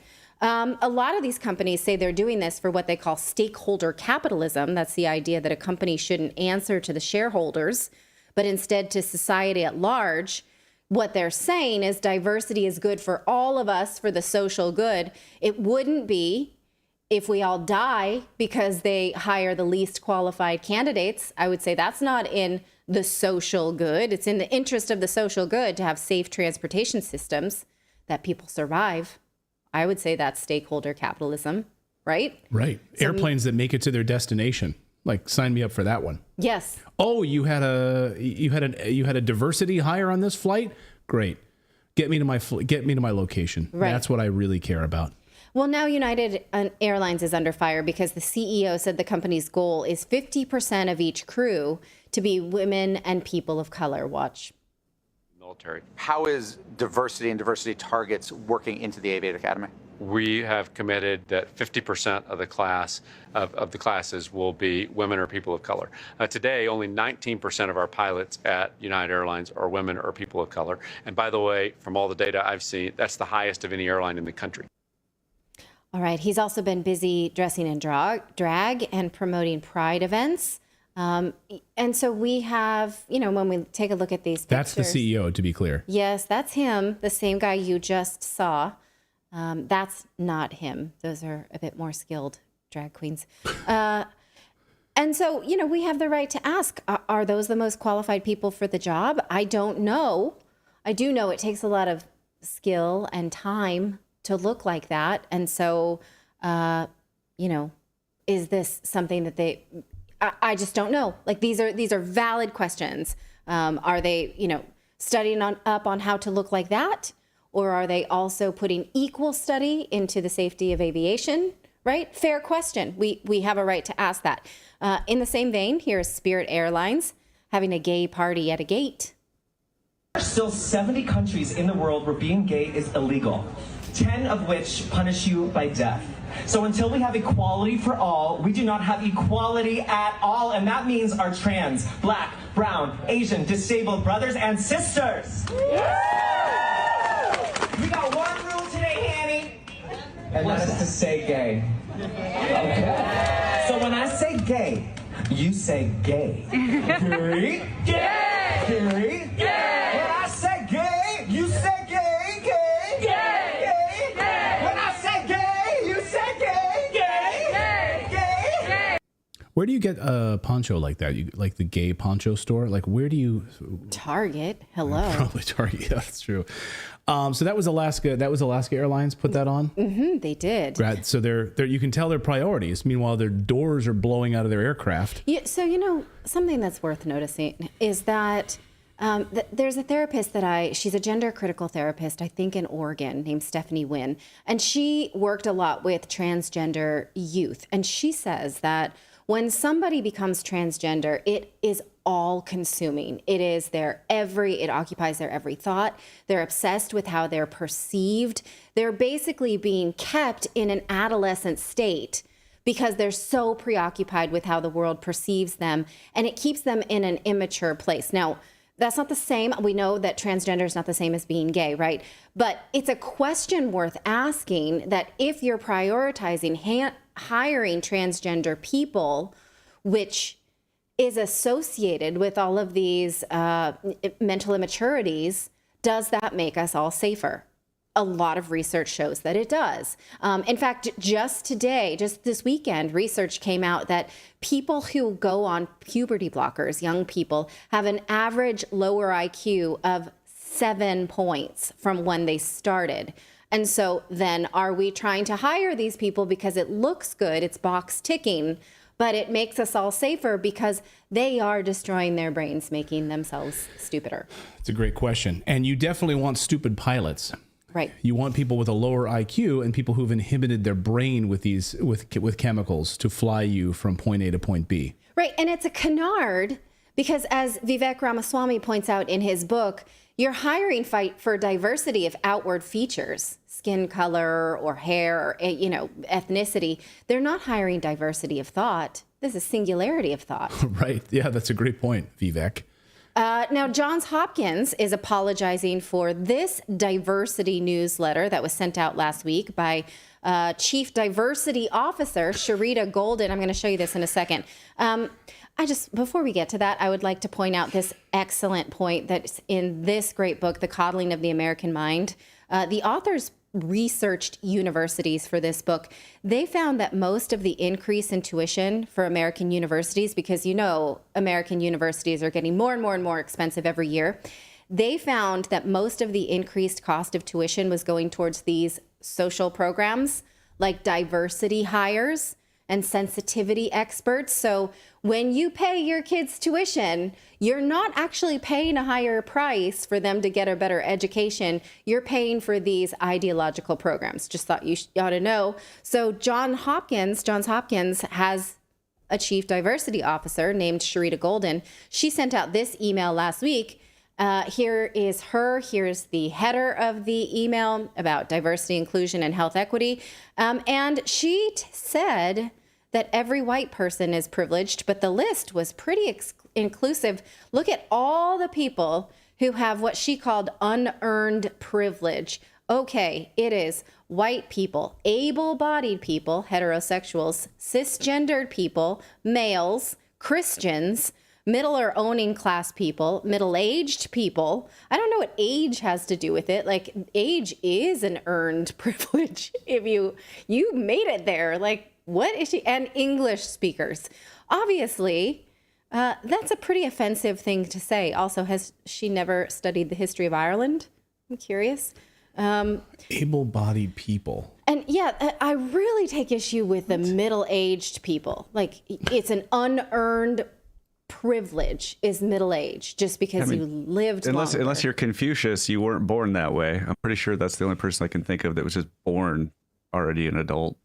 Right. And don't you think whatever age you are, like I just turned 45 this year, I earned it. Like I worked hard for 45 years. Yeah. Wait, are you 45? I thought you were 46. You just turned 47. I just turned 47. Oh, okay. Yeah, no, I'm 45. Yeah, I think that's an earned privilege. I've got all the cuts and bruises to show that I've earned my 47 years old. Right. Yeah. So I've got all the gray hair to show I've earned the 53 too. Yeah. See? Look at him. Be black. Yeah. He's middle-aged and he's earned it. Right. And he's able-bodied. Right? So, I mean, yeah, that's You a didn't earn problem. that either. You bastard. Bastard. Shame. Shame. By the way, Chief Diversity Officer. Do we at Redacted have a Chief Diversity Officer yet? No. I think I'm going to... I mean, I kind of take on that role. I'll do it. We'll put out you'll make a decision. I think we'll put out a call. I just want to announce right now here at Redacted, we're hiring a Chief Diversity Officer. All right. You can't be able-bodied. Yeah. You can't be white. You know, if you have a company... You can't speak English. You can't speak English. You know how we talk about how you can legally hire your child, your minor child, if you are a business owner. You know, and sometimes if you do that, the IRS will ask you, what does that child do? Is it a legitimate job? And I'll just say, they're a diversity officer. They're 3. The Chief Diversity. That's a diverse, because me being middle-aged is a privilege. So I needed somebody who was not privileged with age. Right. So I hired my 3-year-old as the diversity officer. She makes $12,000 a year. Yeah. And this 3-year-old, I mean, well, I was going to make a bad joke. I'm going to stop myself. All right, let's not. Let's go back to Sharita Golden. I want to let you know she does more than just send out offensive emails. She's a physician. She studies diabetes. So why is she spending her time on things like this? Because universities have decided they want this. But now university presidents apologize for this. They circulated this apology saying this is not a definition of privilege that we all collectively share. And she has apologized and she's retracted that. They removed it from the site. They further circulated these talking points saying anybody who gets asked about this, just say these things only, please. One user on Twitter pointed out that shaming these companies works. Like, hey, pro tip, if you want to stop DEI, start leaking DEI documents and records and videos. And then this is the hour of the whistleblower. If you don't want this to happen, point out, because it's solving racism with racism, clearly. Now, that's true. It may help. I don't think that, shaming them online or a full boycott is really what's going to make this fixed. I think that where this will be worked out is either in the courts or the boardroom. That's my opinion. Once someone gets seriously hurt, or worse, a class of people, God forbid, get hurt, then they can take that to court and say, hey, United, I got hurt because you were busy doing drag shows and not tightening the bolts and screws on your airplane. And so now, right, that's possible. Or the boardrooms or CEOs who say, hey, this is costing us money. The board members don't like it because people are getting hurt. And unless there's an activist shareholder who doesn't care about deaths and reputation, I think there will be turnovers. So we can boycott these companies, sure, but my bet is on litigation or boardroom shakeups. I mean, if it's a Bud Light moment for United Airlines or Alaska Airlines. Perhaps, but those are really unsustainable. And a lot of times people are like, well, I don't want to fly United, but this works into my schedule. So I think that a Bud Light sustainable boycott, that seemed to be a bit of a unicorn, because boycotts are usually not all that sustainable. Yeah. Especially when you want to fly to Alaska and the only airline that flies to Alaska is called Alaska Airlines. Mm-hmm. Could take a steamship. Right. I suppose. You could take a Russian flight or something like that. I'm sure there are other flights, of course, that go to Alaska. I'm just joking. But anyway, let us know your thoughts on that in the comments below. We've got more news to get to here in a moment. Coming up tomorrow on the show, or later this week, we're going to have Kevin Demerit on the show. We're looking at what's going on in the economy right now and getting some numbers on the commercial real estate business, the business side right now. Holy smokes. $1.5 trillion right now, and a cliff coming for the commercial real estate. I know you let me know in the comments below, like, where do you guys live? Are you guys seeing a lot of office spaces in your cities just closing up left and right? Because 30% of them are now closing down. People are just not going back to the office, and they're working remotely. Of course, this is what the World Economic Forum wants. So on the commercial real estate side, things are getting hammered right now. We're also looking at, are we heading into this recessionary period? So Kevin's going to join us to talk about some of the latest economy news a little bit later. And coming up today on the show, we've got Whitney Webb. She's going to be joining us to talk about central bank digital currencies. Of course, they want to control the currency. And the United States is already rolling this out. The Fed Now program is already here. But we're going to talk with Whitney about her new article. She just wrote an investigative piece about Sam Bankman-Fried and FTX and how they came together to basically create the central bank digital currency for the United States and how all of this ties together. It's really, really fascinating. So we're going to get there with Whitney in just a moment.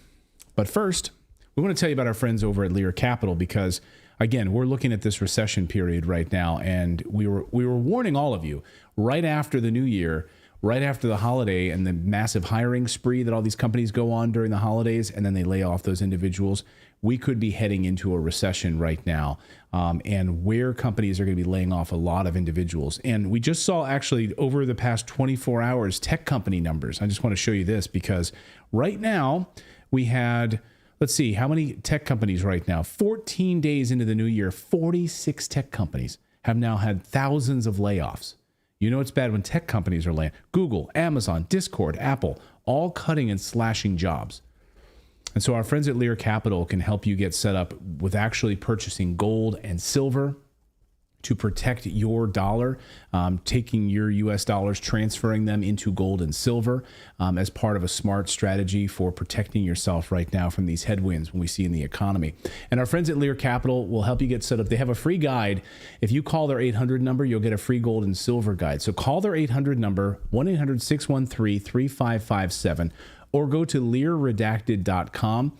And right now, they're giving up to $15,000 in free bonus metals with a qualified purchase when you open up your account and get started. So go to LearRedacted.com to get your free gold and silver guide right now, or call their 800 number. They'd love to talk with you on the phone and help you figure out, hey, maybe you've got $1,000 or something sitting in your savings account. How can you transfer that over and start investing in precious metals, which of course are a hedge against inflation? And when we have a recession, and you don't know what's going to happen with the US dollar, it's really, really smart to have at least a portion of your savings in precious metals. We are big, big believers in precious metals here on the show. So again, 1-800-613-3557, or go to LearRedacted.com. Well, how will central bank digital currencies be rolled out in the United States? Well, look no further than Sam Bankman-Fried for some troubling insights into how all of this is coming together. Investigative journalist Whitney Webb has uncovered some startling connections between FTX's Sam Bankman-Fried and the future of digital currencies in the United States, or central bank digital currencies. So how does all of this come together? Whitney Webb joins us now, and she's penned a really interesting investigative piece on these connections. Whitney, thanks for joining us here on the show. Great to see you. Thanks. It's great to be back. So let's talk about this connection. First, people sitting there scratching their heads saying, wait a minute, this corrupt Sam Bankman-Fried, this fraudster who is like living in the Bahamas, how in the world is he tied to the central bank digital currency infrastructure? I mean, obviously, there's a lot of questions about money laundering and the Democrats, funneling money through Sam Bankman-Fried and into Ukraine. Mm-hmm. So there's a lot of weirdness here that I don't think we got answers to, but it seems like you did. Can you break this down for us? Yeah, so there's a lot of different ways to approach the central issue here, which is, what the digital dollar is going to look like. And then how does Sam Bankman-Fried tie in? So as far as the FTX scandal goes, there's one aspect that I in particular found very mysterious. And I'd covered, I think, in December 2022. And then I have my most recent article about the same entity coming out a few weeks ago. And it's about this, it's focused on this bank in rural Washington that was a very small building, a one branch community bank that its entire history, which is over 100 years old, has never managed more than $10 million in customer deposits. And then the chairman of Deltec, the Bahamian bank tied very deeply to FTX, the chairman of Deltec takes over this small bank and then begins transforming it into a new entity. It was previously called Farmington State Bank, and he turned it into Moonstone Bank.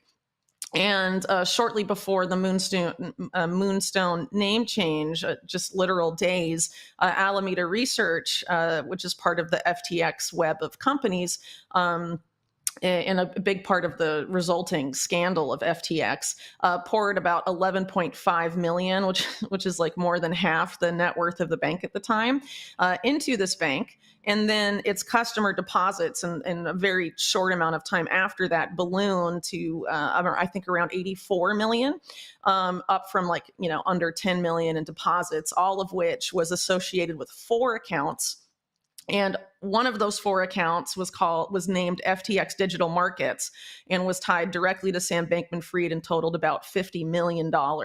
So you have this very small bank that gets taken over by this guy that's running this Bahamian bank, Deltec, that managed many, many accounts for FTX in the Bahamas. And then they take over this rural bank that has a clean slate, but is very small, and FTX and Sam Bankman-Fried pump a bunch of money into it. And in the course of this, they get approval to join the Federal Reserve System, which they should not have been able to do because of the for-profit foreign interests that had taken control of this bank.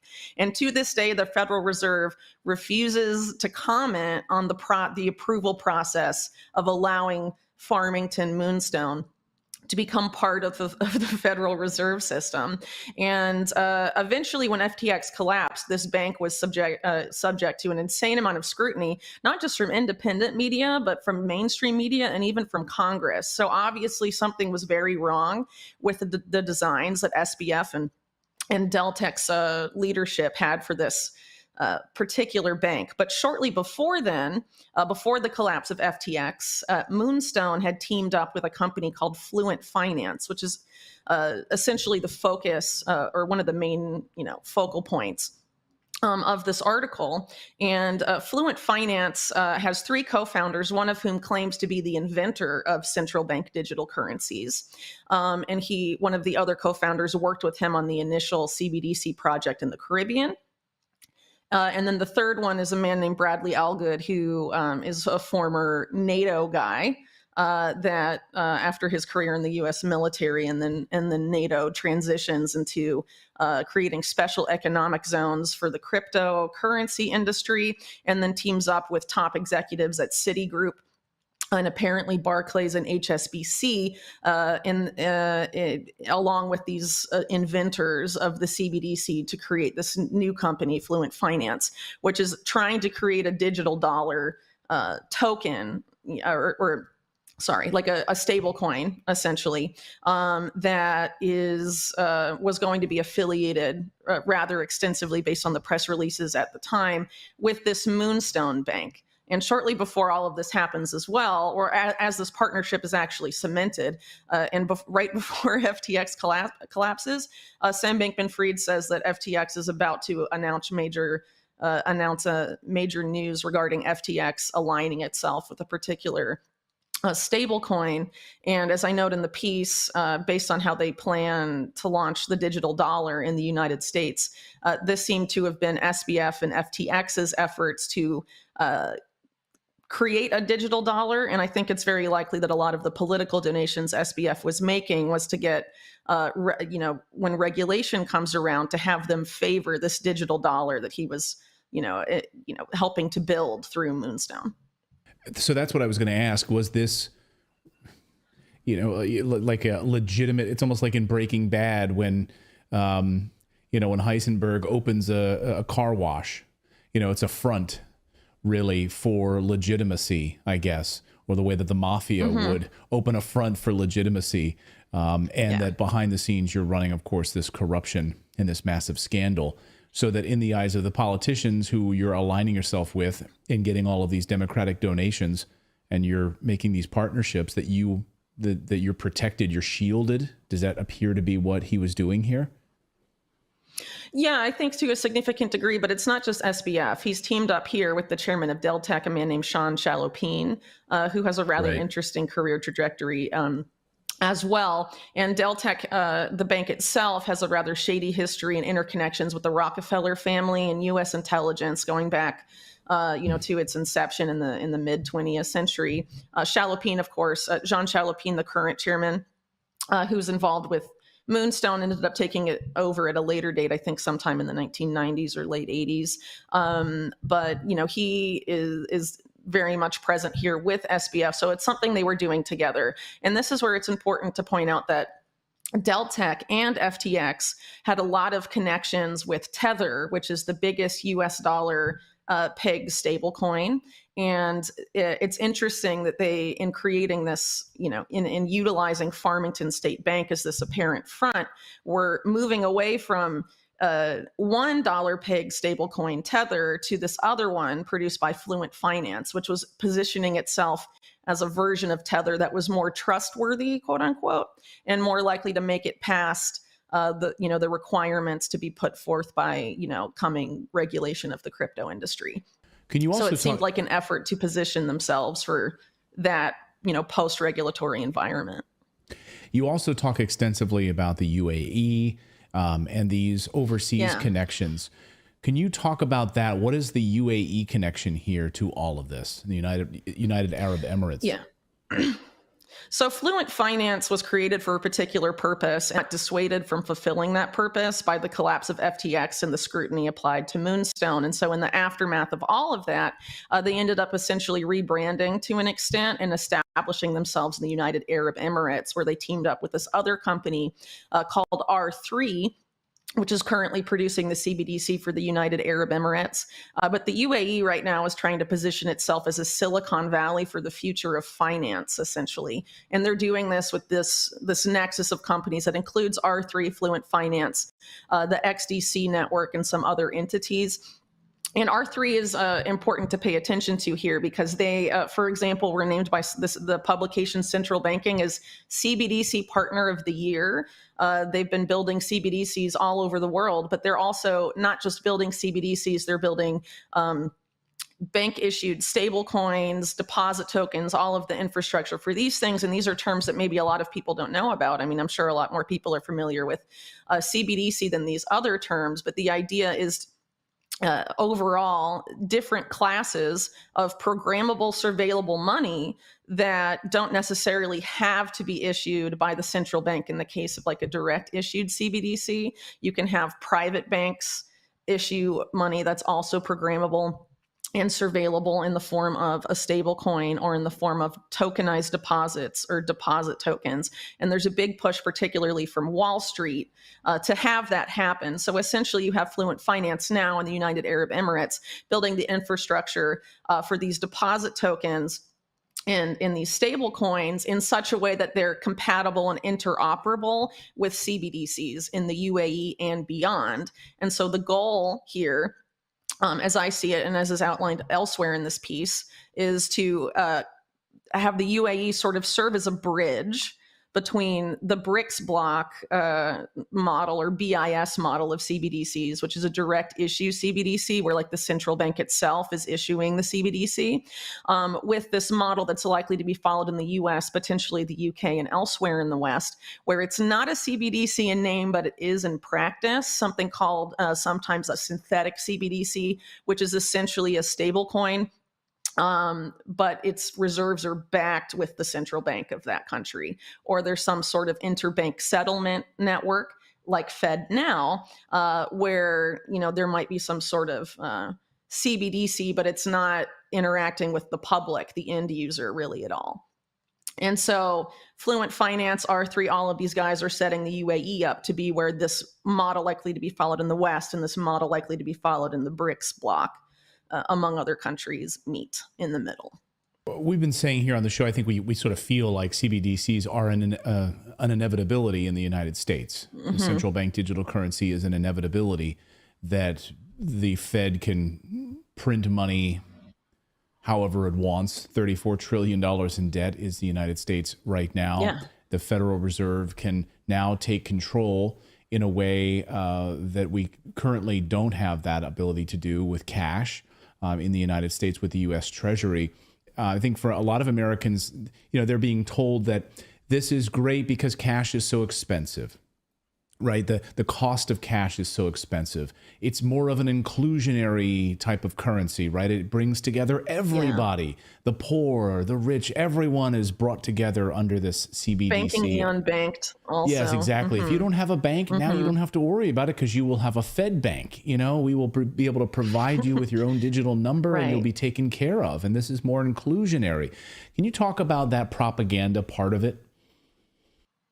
Yeah, sure. Well, that's definitely the propaganda being put forth by proponents of a direct issued CBDC in the United States, but it's unlikely that the Federal Reserve is actually going to do that. If you listen to the statements recently made by people, top officials at the Fed, who have essentially said that they're not sure they're going to do the direct issued CBDC. And you even have, I think, Neil Kashkari talking about how direct issued CBDCs threaten freedom and all of this stuff. That's certainly true. But what the Federal Reserve is attempting to do in terms of the production and launch of a digital dollar isn't necessarily any better than a direct issued CBDC would be. And essentially, there's a couple of reasons for why this is. So essentially, as I explained in the article, what's going on here is that the goal is to not have the Federal Reserve and Jerome Powell program and surveil your financial transactions. It's to have Wall Street do that with, support from the Federal Reserve. And this makes sense when you realize that the Federal Reserve System in the United States is owned by the private commercial banks owned by Wall Street. So obviously Wall Street doesn't want to be have their role in the financial ecosystem of the future, be eliminated or be drastically reduced, right? Because if everyone has retail accounts at the Federal Reserve, as would be the case in a direct issued CBDC, that sort of takes a lot of what Wall Street does out of play. And also direct issue CBDC, the idea is that for every, in this case, if it's a direct issued CBDC version of the dollar, for every digital dollar issued, there'd be something in reserve, a 1-to-1 ratio, right? But that is very complicated for Wall Street because Wall Street and commercial banks in the United States and also elsewhere, follow the fractional reserve model where they don't have 1-to-1 reserves. If you deposit money in any bank really in the United States, it's like a 10-to-1 ratio in terms of what they keep. They only keep like a fraction of what you actually deposit at the bank, and the rest of it they loan out to somebody else and call that private capital creation. Right.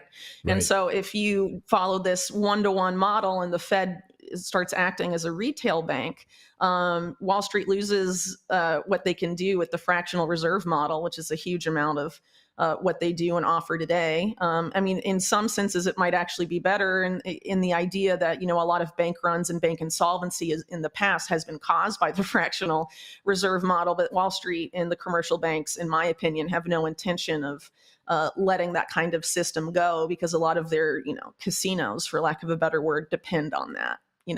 So Wall unlike Street the Chinese Fed, model, obviously. So unlike the Chinese model, which would be a direct issued central bank digital currency, or as the BRICS nations are looking to do here, it would be in the United States, it would be a Wall Street issued central bank digital currency, essentially. Yeah. So, instead of Jerome Powell programming and surveilling your digital currency, it will be Jamie Dimon doing it. That feels so much better. Which I think is why. Well, yeah, I think what they will try to do in selling this is be like, oh, look, the U.S. is standing up for freedom. The Federal Reserve wants to preserve liberty in the United States, and they're saying no to a CBDC. But having, JP Morgan or Bank of America or any of these guys issue stable, digital dollars, stable coins, or, tokenized deposits is not going to be any better because that's just as programmable and surveillable. And if you talk about someone like Jamie Dimon, he recently talked about how it would be a good thing to seize Americans' private property to solve climate change. That's not the kind of guy you want programming and surveilling your your money. He write those, and obviously did he write those thoughts while he was on Epstein Island, sitting there at his laptop? This is the guy, these are the guys that are going to control our central bank digital currency. Do you think we're close to this rollout? The Fed has been teasing, the Fed Now portion of this for a while. They kind of been talking backwards, as you mentioned, Neil Kashkari, how soon will we see an actual central bank digital currency in the United States where Americans will have it on their phone and cash will sort of become a thing of the past? Yeah, so I think it's coming soon for sure. I think FedNow, which has already been launched, Right. is a key part of the infrastructure they need in order to take this next step. FedNow had to come first, just Right. because of, in order to update interbank settlement. For this new paradigm, because one of the main selling points of digital currency, including CBDCs, is that it's so fast and instantaneous and all of that. So they have to deliver on that and have to try and sell it as more convenient. But I think there's a lot of other things in play in the case of the United States as well, because as you mentioned earlier, having passed, $34 trillion in debt, and with a lot of, the dollar ecosystem depending heavily on like securitized debt and treasuries and all of this stuff. If the U.S. is to ever default on its debt or get close to defaulting on its debt or becomes unable to service its debt, which is becoming increasingly likely, and I think some would argue inevitable, there's going to have to be a major restructuring of the dollar. And I think it's quite obvious that they would do that through the creation of a digital dollar. And one of the ways that I think it's pretty clear that they're going to go this route is because if they were to do a CBDC, the Fed would need to have already started a pilot, already started testing and development, and they haven't done that. And that would take several years, leaving them unable to time this launch with like the coming, debt implosion. And so they want to use the digital dollars that are already here. And there's a litany of dollar peg stable coins. There's Tether and USDC, for example. There's this one that Fluent Finance has created called US Plus. PayPal has launched a dollar peg stable coin. They are all competing to be this new digital dollar. And I'm sure, the Wall Street banks will have their own versions, whether it's tokenized deposits or they'll have a bank issued stablecoin. R3, for example, just teamed up with Wells Fargo to produce a digital dollar project that's currently being used by them. So this is definitely, in terms of the piloting phase, quite far, just as far as, China is with their direct issued CBDC. So the idea is to use these dollar peg stablecoins or deposit tokens, which are essentially already here. But I think what we're seeing competition over is which of those stablecoins are going to be, chosen by regulators or Congress, who are going to be acting as kingmakers here to decide who makes the regulatory cut and who does not. And as I mentioned earlier, it seemed that Tether was not going to make the cut, hence prompting, the chairman of Deltec and SBF to team up with this other company. But Tether recently has onboarded the FBI and the Secret Service to its platform, has frozen wallets on behalf of the US government, and has publicly announced their intention to become a world-class partner to the US to expand dollar hegemony around the world. So they're obviously bending over backwards to try and make it through this regulatory cut. And so I think it's likely we're going to see a lot of competition and also a lot of donations made to lawmakers who will be deciding which stable coins are going to be able to be used as digital dollars in this post-regulatory environment. And again, I think SBF was definitely angling to do that with a lot of his political donations, which again were mainly made to Democratic politicians. But keep in mind that one of FTX's other top executives, Ryan Salame, was making massive, massive donations to the Republicans. So they were funding both sides. And it's very likely that, this is people that are invested in these other dollar stablecoin projects are doing much of the same right now. SBF and FTX may be out of the picture in Moonstone as well, but Fluent Finance is not. They've teamed up elsewhere to further this goal. And then you have PayPal, Circle, Tether, these other entities with their own suspect connections that are attempting to become the digital dollar of choice. And Wall Street, of course, will be having their own equivalents invariably. So it may seem like a lot of competing stable coins, but ultimately they'll be very tied up with the U.S. government and also U.S. intelligence, because there's a broader push to combine, more like merge a lot of data sharing between Wall Street banking regulators and intelligence agencies. That's been promoted really heavily by groups like the Carnegie Endowment since 2021 or so. And at the time, the Carnegie Endowment was run by Bill Burns, who is now CIA director.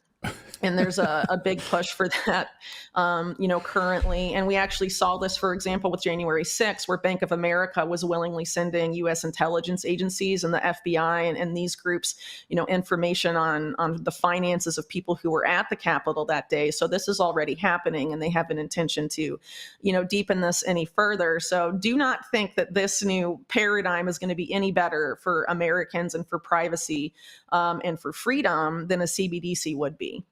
The goal is to have it, framed as being private, but really it's the same, in terms of its authoritarian potential. It's the exact same as the Chinese model, but will be framed as different. And it's honestly, in my opinion, really little more than a psyop.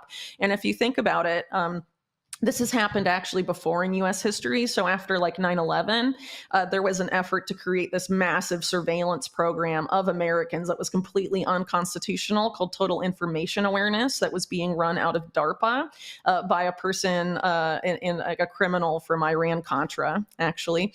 And it got a lot of pushback from mainstream media. It was defunded by Congress over the uproar. So what they did is that the architects of this program teamed up with Peter Thiel and Alex Karp, and they turned the Total Information Awareness Program into a private company now known as Palantir. And Palantir now is a contractor for every single U.S. intelligence agency, of which there are now 18.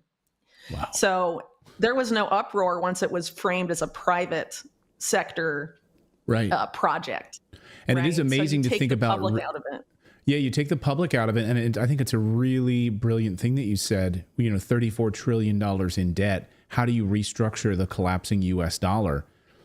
And you do it by putting it private, turning to the private sector, turning to Wall Street as a restructuring of the U.S. dollar. And if these are multinational organizations, international arms as Chase Bank and Wells Fargo and Bank of America and all of these massive banks, then you have less panic. I guess you have less panic when the U.S. dollar is losing value up against BRICS nations around the world, because now you've made this transition. I've really never thought of it that way. It's a fascinating way to think of this transition of the U.S. dollar.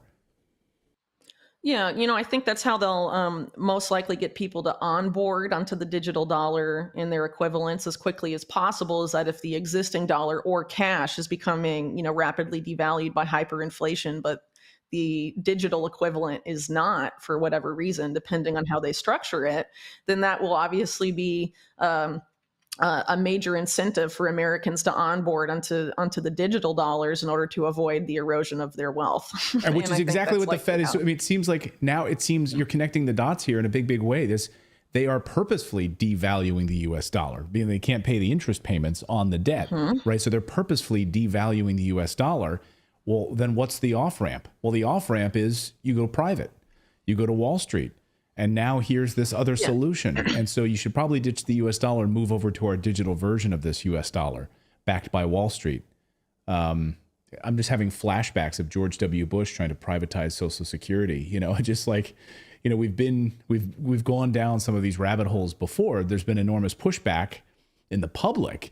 I wonder how they'll get over that on the propaganda side, because you remember how furious Americans were. We're going to privatize Social Security. We're going to take it to Wall Street. We're going to allow you to invest your money in Wall Street under George W. Bush. And that got enormous pushback from the American public. So this is going to be an interesting propaganda machine that we're going to see unfolding, I think, in the next couple of months. Yeah, I think they'll frame it as the only alternative to CBDCs or a direct issue CBDC, and I don't think that's necessarily true. But I think they'll frame it that way, and then traditionally, what these entities do to pressure changes in human behavior is use a mix of fear and panic, usually around some type of event, to get people to quickly change their behavior and acquiesce to something they normally wouldn't submit to.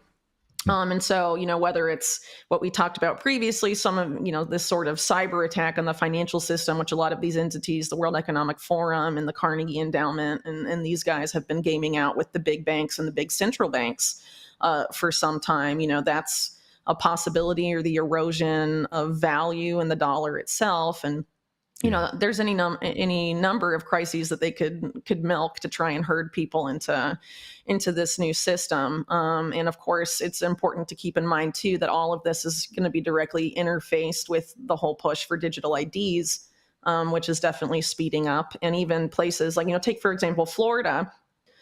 So you have people like Ron DeSantis in Florida who have framed themselves as being against like CBDCs and digital IDs. But in his case, Florida's moving full steam ahead with digital driver's license and digital IDs.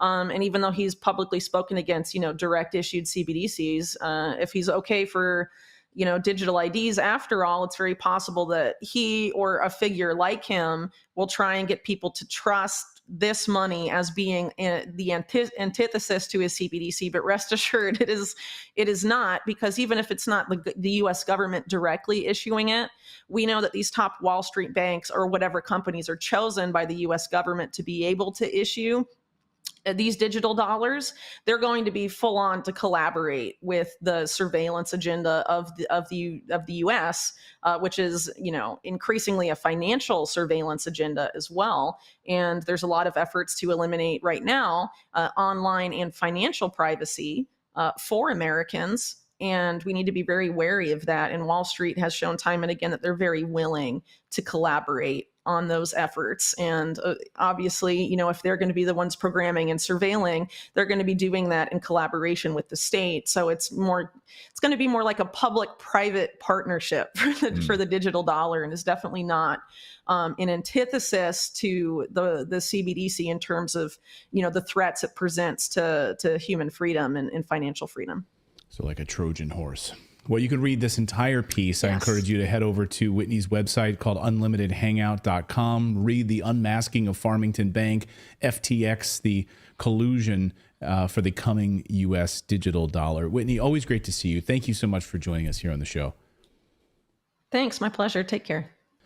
Our thanks to Whitney. Thank you so much for joining us here on the show. And thanks to all of you for subscribing and being a part of our community here. We really appreciate it. Again, the show is totally free.